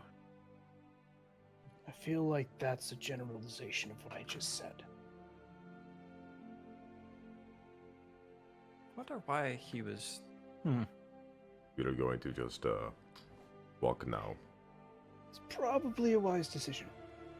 I enjoy your what is this, a ficus? I'm pointing to like clearly not a fight, like a bush. No, that would be my basil. Please leave. Okay, good day. It was. And you all exit the home. Yep. This point, it's about maybe 2-3 o'clock. You guys have been walking around the city quite a bit. What would you like to do? The donut shop. Yep. All right. It's a long walk. Quite a long walk, actually. As you slowly make your way back to the area that you whence came from. As you walk past the Hood and Hound Tavern, Quirin, you look over, and there's a halfling kind of leaning in the doorway, going, "Welcome back." Just staring straight at her, grumbling the entire time. Wasn't that an adventure? Is there anything that I mean, you know, I was probably going to ask this. Is there anything that you want? We're going to a donut shop. Do you want something? Oh, no, thank you. Do you know what I'm thinking right now? You're a dirty boy. You are the best. All right. Go away before I get the guards. Okay, let's leave. All right. You literally walk 15 feet to a very garishly pink wooden building with like stripes what appear randomly of like green and blue and white. And Zane and Alaster would probably recognize this. Excuse me. Mo to a lesser extent. This is a paint job of icing with sprinkles. You look up and there's very much like a Homer Simpson style donut on top of the roof, constructed out of various pieces of wood and stuff. You walk in and the inside is just painted a horrible yellow. Just like the worst bright yellow you could possibly get. And there's a small counter, and it smells absolutely just intoxicating in there. Sugar and just general confectionery and sprinkles and chocolate and basically fried bread. You hear a voice behind the counter go, "Welcome to Carpe Donut, where you can seize the pastry. What can I get for you today?" Oh, I get it. It's like yellow cake on the inside. Cool. Yep. Yes. There's no. Is she not looking at us, or is No, there, like, she's just no- kind of staring off, like head just kind of resting on her hand. Go ahead, you know, Quern. You seem you the know, most actually- reasonable out of us. He's Laster's going. we're actually looking for someone who's very, very knowledgeable in herbalism. She Would kind you of perks happen up. to She know goes, someone? "Oh," and at this point, her eyes finally fall on you guys. She goes, "Oh fuck, not again! No, no, no, no, no! Brad, I'm gonna take my break." Wait, She kinda wait. starts- Don't run. Wait. We are here to help. The giant toad thing that attacked you? Yes, Mm-hmm. it attacked me as well. Mm-hmm. Now, there might be a problem, and we would like to talk to you. That's it. You're talking. Yes. You're gonna summon them again? No. But there is a very small problem. Uh-huh. If one is scratched or taken damage by one, they may turn to one as well.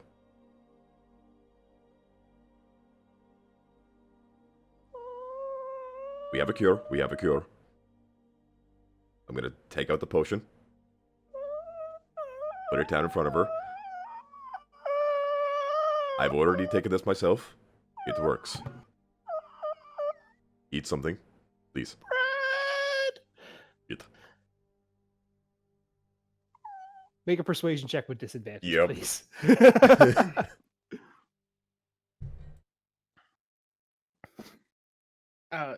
I was being serious when I asked about the herbalism thing, though.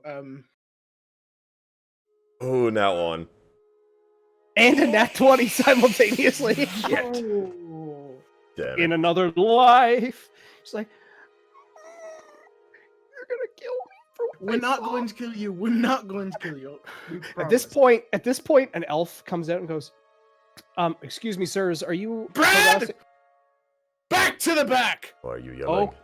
Okay, back to the back with Brad. Brad just kind of turns and goes to the back, and Laura's like, "Brad. Listen. Shh, it's all right. It's gonna be okay. I promise. It's going to be perfectly fine. I will give you 9 platinum if you take this.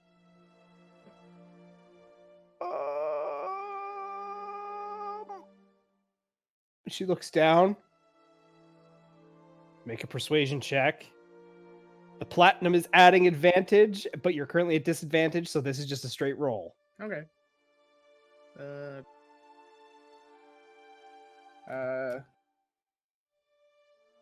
22. Can I see the 9 platinum? Absolutely. Here, and I'll hold out. I'll grab her wrist, put them in her hand. These are yours. Just drink the potion. I'm still clutching her right now. Hey, back off, man. No. You're scaring me. She She needs to eat slowly- first. I need to eat? Yes, trust me, it is much better on a full stomach. She's looking at the platinum. She goes, "Okay." She turns around. She walks to the back and she comes out. She's holding, like, Quirn, this is new to you. What she's holding is a Actually, this would be new to all of you. She's holding a square piece of fried pastry that's kind of shiny, as if it has confectionery on it, and has raisins all over it. Zane, you're probably the only one that would recognize this as a duchy. She takes a bite, still holding the platinum, looking at all of you just terrified. And it's a strange sight.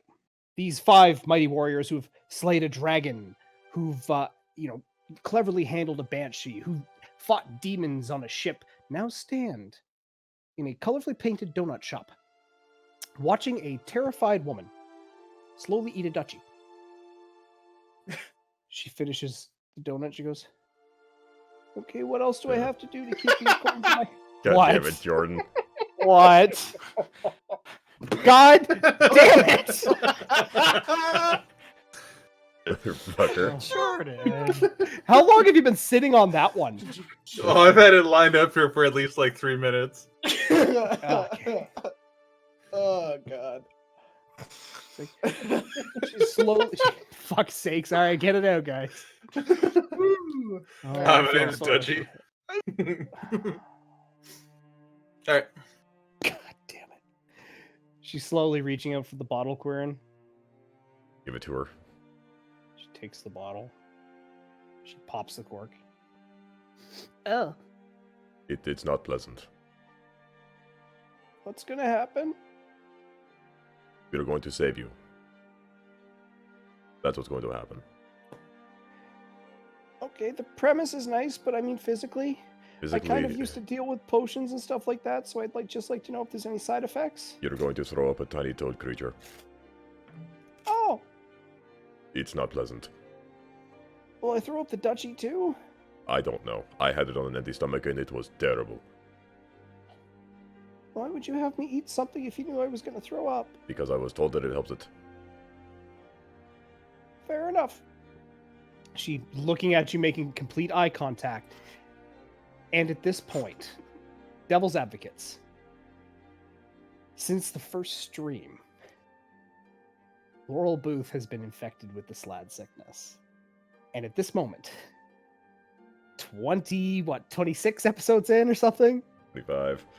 You 25. finally watch as Laurel Booth puts the potion to her mouth and drinks it. There's a beat. She's standing there, she's clutching the coin. She goes, "Okay. Well, that tasted like an armpit. Just give it a minute. I don't really feel anything." And she just heels over, and Brad comes down and goes, "What did you do to..." Oh my God. And at this point, she kind of comes up and she's just like eyes wide, watering, like the... You ever been at a party and threw up and kind of looked in the mirror afterwards like, I'm fucking lit? Yep. Yeah, that look.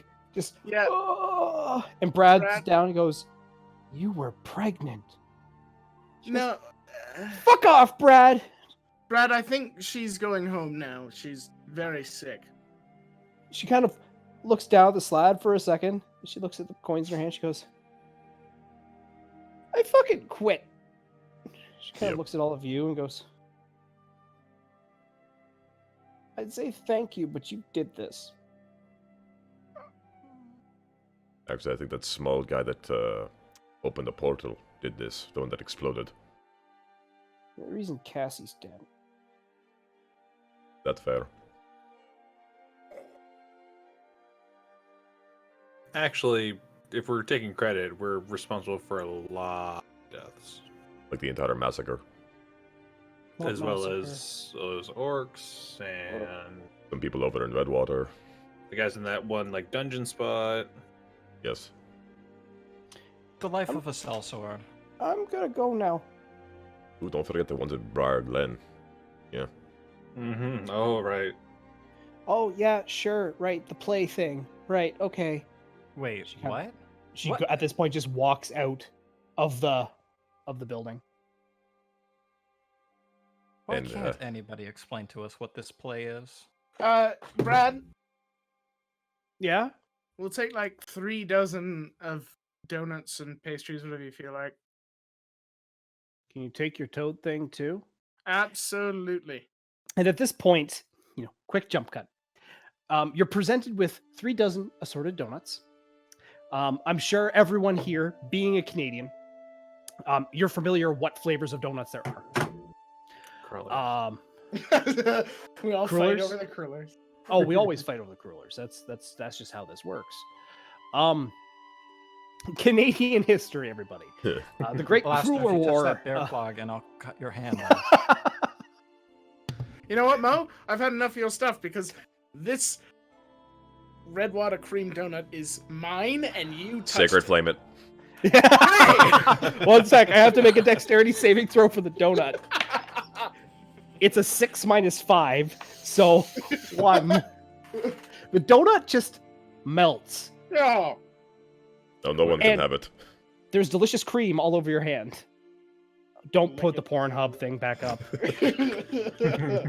Damn it! Come on. We could have had it going for like the last 5 minutes. It probably would have been fun. It's still been funny. At this point, the Devil's Advocates, 2 gold short now, having purchased 3 dozen donuts, each grabbing a different one. Quirin, this is your first time experiencing a donut. Eating it, I'm looking through that book that I stole from Zane's mom's kitchen to try and figure out a recipe. There is a recipe for donuts. However, it calls you to fry it, and that is a term you do not understand. Not at all. As you're slowly walking by, the innkeeper goes, "So what is on the docket now for the Devil's Advocates?" Forgot we went back here. I just hold a donut. No, thank you. She kind of pats her stomach. She goes, "Keto." oh, good for you. We're going to go check out that play. Actually, like join it's us? starting fairly soon. If you head out now, you'll get there with probably a good 15-20 minutes to spare. Thank you. You're an excellent timekeeper. I know. You know too much. She knows just enough. Come on.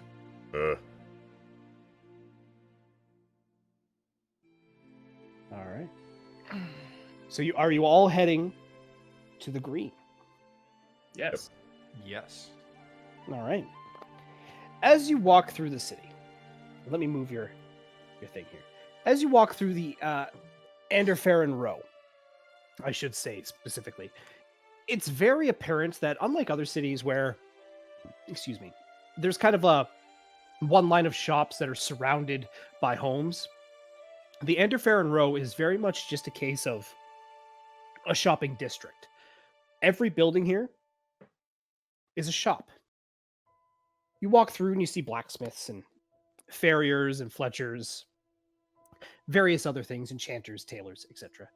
And eventually the shops stop and you come to a large open patch of grass. Almost what's the word for it? An oasis in a desert. Whereas the entirety of Swordbreak is stone, here is a wilderness area. You see various things. You see what looks like a small pond with people fishing out of it. You see a small field with a number of small children kicking a small kind of misshapen ball made of goat skin back and forth. You see people sitting at tables underneath small roofs supported by beams, just having a picnic. And it occurs to you that this is probably just the government provided bit of greenery in this very stone and very drab city. Eventually, as you walk through this area, you start to see traffic increase. And eventually you come kind of over a hill and see what can be described as a small amphitheater, almost a band shell, if you will. And in front of it is a number of benches and chairs. People kind of turn and look at you, kind of chuckle, and Hey, good job. Hey, and people kind of clap, and it's very odd. And eventually, a small halfling comes up and goes, "I love your costumes." It's not a costume. Shh. They're playing the role too. Oh, Oh. shit. What's your Yeah, name, little girl? I'm Gwen. Excellent to meet you. I'm Elasta Zafen. Why didn't you dress up? You know what? I didn't dress up because today's my day off. Oh, That is not the right question. Who was he supposed to dress up as? kind of looks at you and goes, looks at him and goes, "That's a good point. He doesn't really match any description. The rest of you do, though. Kinda." I have a feeling we're gonna be spending a bit too much time in the spotlight. I just wonder, though,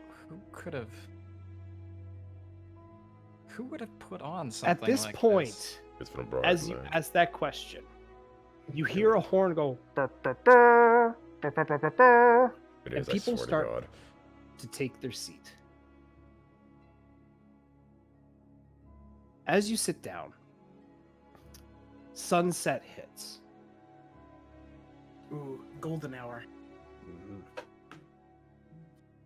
As the play begins. The play opens as an incredibly handsome young human man walks center stage and begins quite a lengthy soliloquy. "I was but a young man," he says, "looking for work wherever I could find it. Anywhere but home, where I could never return." He continues on about great tragedy in his life, of his father passing, his mother slowly losing her memory, and his youngest brother falling down a well after he wasn't strong enough to hold on to him. "I will one day make right. One day I will use these hands for good.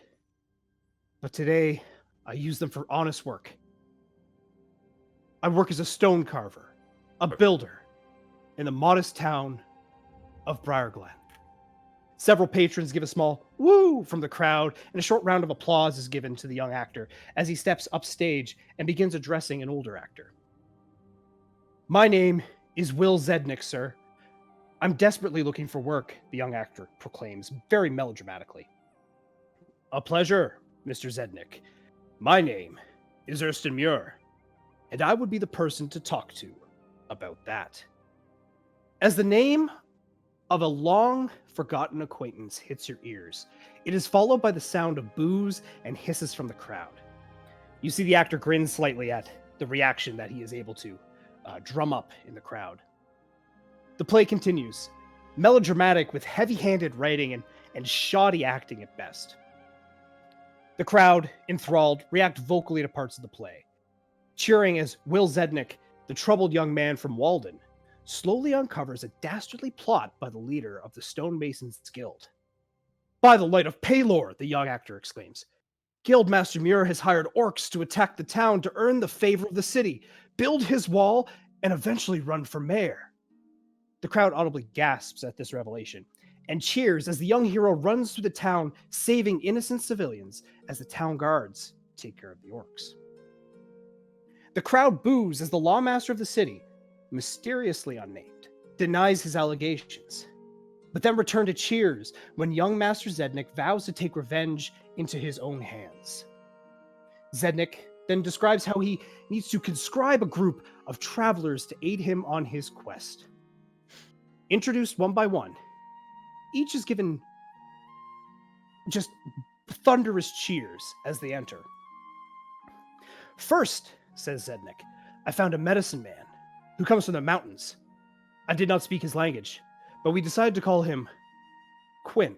He gestures to a tall, bald human, painted a light gray color. "Secondly, I found a beautiful elven woman named Joan. Skilled with a bow, I could tell after every shot she took. She looked to me to see if I had noticed," he says, staring longingly at a young, half-elven actress, her hair dyed pink. "Third, I sought out an alchemist and was blessed to find the local shop apprentice Zoe was as skilled in sorcery and alchemy as she was beautiful, putting his arm around a sultry-looking purple tiefling woman with light purple hair. Fourth, he says, standing behind an elven man in no more than a green tunic, we need a tracker, someone in tune with nature. Following a trail of smoke in the woods, we discovered Jazz here, living in a giant mushroom. Jazz! The actor proclaims as the crowd cheers and returns the battle call. Jazz! Next, we found the biggest, meanest looking guy in town and brought him along for some intimidation. He calls himself Joe, as a tall ginger human steps forward and nods to Zednik, who returns it. Finally, we needed someone sneaky. Someone with nimble feet, yet good morals and intentions. Young Malkin the Goblin volunteered, in hopes of protecting his home and family. We need a name, says the tiefling. I agree, says the elven woman, brushing up very suggestively next to the tiefling. Something that shows we mean business, adds Quinn. Something to strike fear into the hearts of our foes, adds Malkin the Goblin. Indeed, says Zednik. But what name could that be? Jazz. What's that, Jazz? Jazz. Are you sure? Oh, Zednik, what is he saying? Says the two women, in unison, each grabbing one of the actor's shoulders. He says we should call ourselves, and the actor pauses for dramatic effect, steps forward to center stage and says, we should call ourselves the Demon's Proponents. The rest of the actors cheer in agreement as the crowd erupts into a bevy of applause. The play continues on, following the adventures of the Demon's Proponents, fighting spiders and orcs, demons and devils, eventually discovering a secret lair beneath the Temple of the Wild Mother in Briar Glen. What do we do? Asks Malkin. Just follow me, buddy. We won't let anything happen to you, responds Quinn. The next few minutes of the play are tense as the Demon's Proponents fight their way through the underground lair, ultimately coming face to face with Ersten Muir. You fools! The elderly actor exclaims. You couldn't even see through my simple disguise, as the actor makes some hand movements and his visage is switched to that of a drow. This town shall be mine, and you should all be sacrificed to the queen of the demon web pits herself. The crowd erupts into boos as an incredibly choreographed dance number commences to represent the battle. Lights fly, and the crowd's reaction ebbs and flows with the dance until it finally reaches a climax, with Zednik standing atop the drow's body, a sword stuck in his chest. We are victorious, but at what cost? As he kneels next to the elven woman, Joan, laying lifeless on the floor. I've finally done some good with these hands, but once again, I failed to save someone I love. The tiefling reaches out a hand as if to touch him, but withdraws, swallowing her feelings. Jazz! Malkin, no, proclaims the actor, sliding to the other side of the stage. He died trying to save me, sobs Quinn. I have never seen a braver act, states Joe. Jazz! Proclaims the elf in no more than a tunic. I know, Jazz. I know you loved him most of all, and I think he loved you too. The four embrace as the lights go out. As the silence fills the stage, you can hear people in the audience sobbing. One openly weeps as the lights return to show the four remaining Demon's Proponents standing in front of the previously unnamed Lawmaster. A ceremony takes place, and the four are awarded with medals. Zednik steps forward to make another soliloquy, reflecting on how strange his life became after visiting this tiny, forgotten town. Perhaps bad luck is just to follow me wherever I go. But that's okay. As long as I have Zoe, Joe, Quinn, and Jazz at my side, the Demon's Proponents will be ready for whatever is thrown our way. And on cue, a loud roar is heard off of stage. No rest for the wicked, I suppose, quips Zednik, running off stage, with his new adventuring band following in tow. The crowd erupts into a standing ovation, as people begin to chant encore, as the cast comes out for a curtain call. One by one, each cast member steps forward and takes a bow. With the actor playing Will Zednik taking the final bow. He gestures to the audience, says, "I'd like to thank each and every one of you for being here tonight. But none of this could have happened without the playwright himself, William Zednick."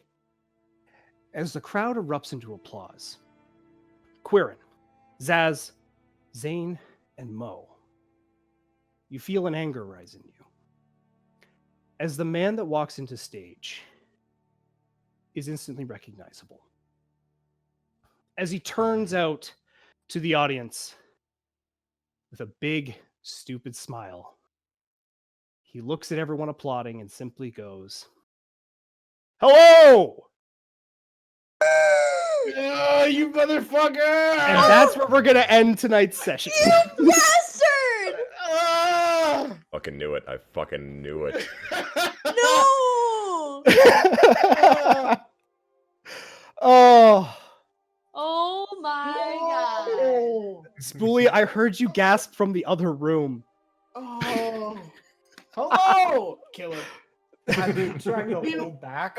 Since it, Yeah. oh, Since William Zednick, I was like, you motherfucker. The moment he said that Alastair wasn't there, I fucking knew it. I fucking knew it. Oh.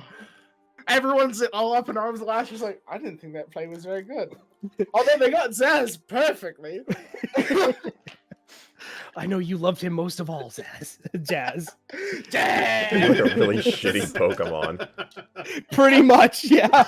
You like Jazz? You like Jazz?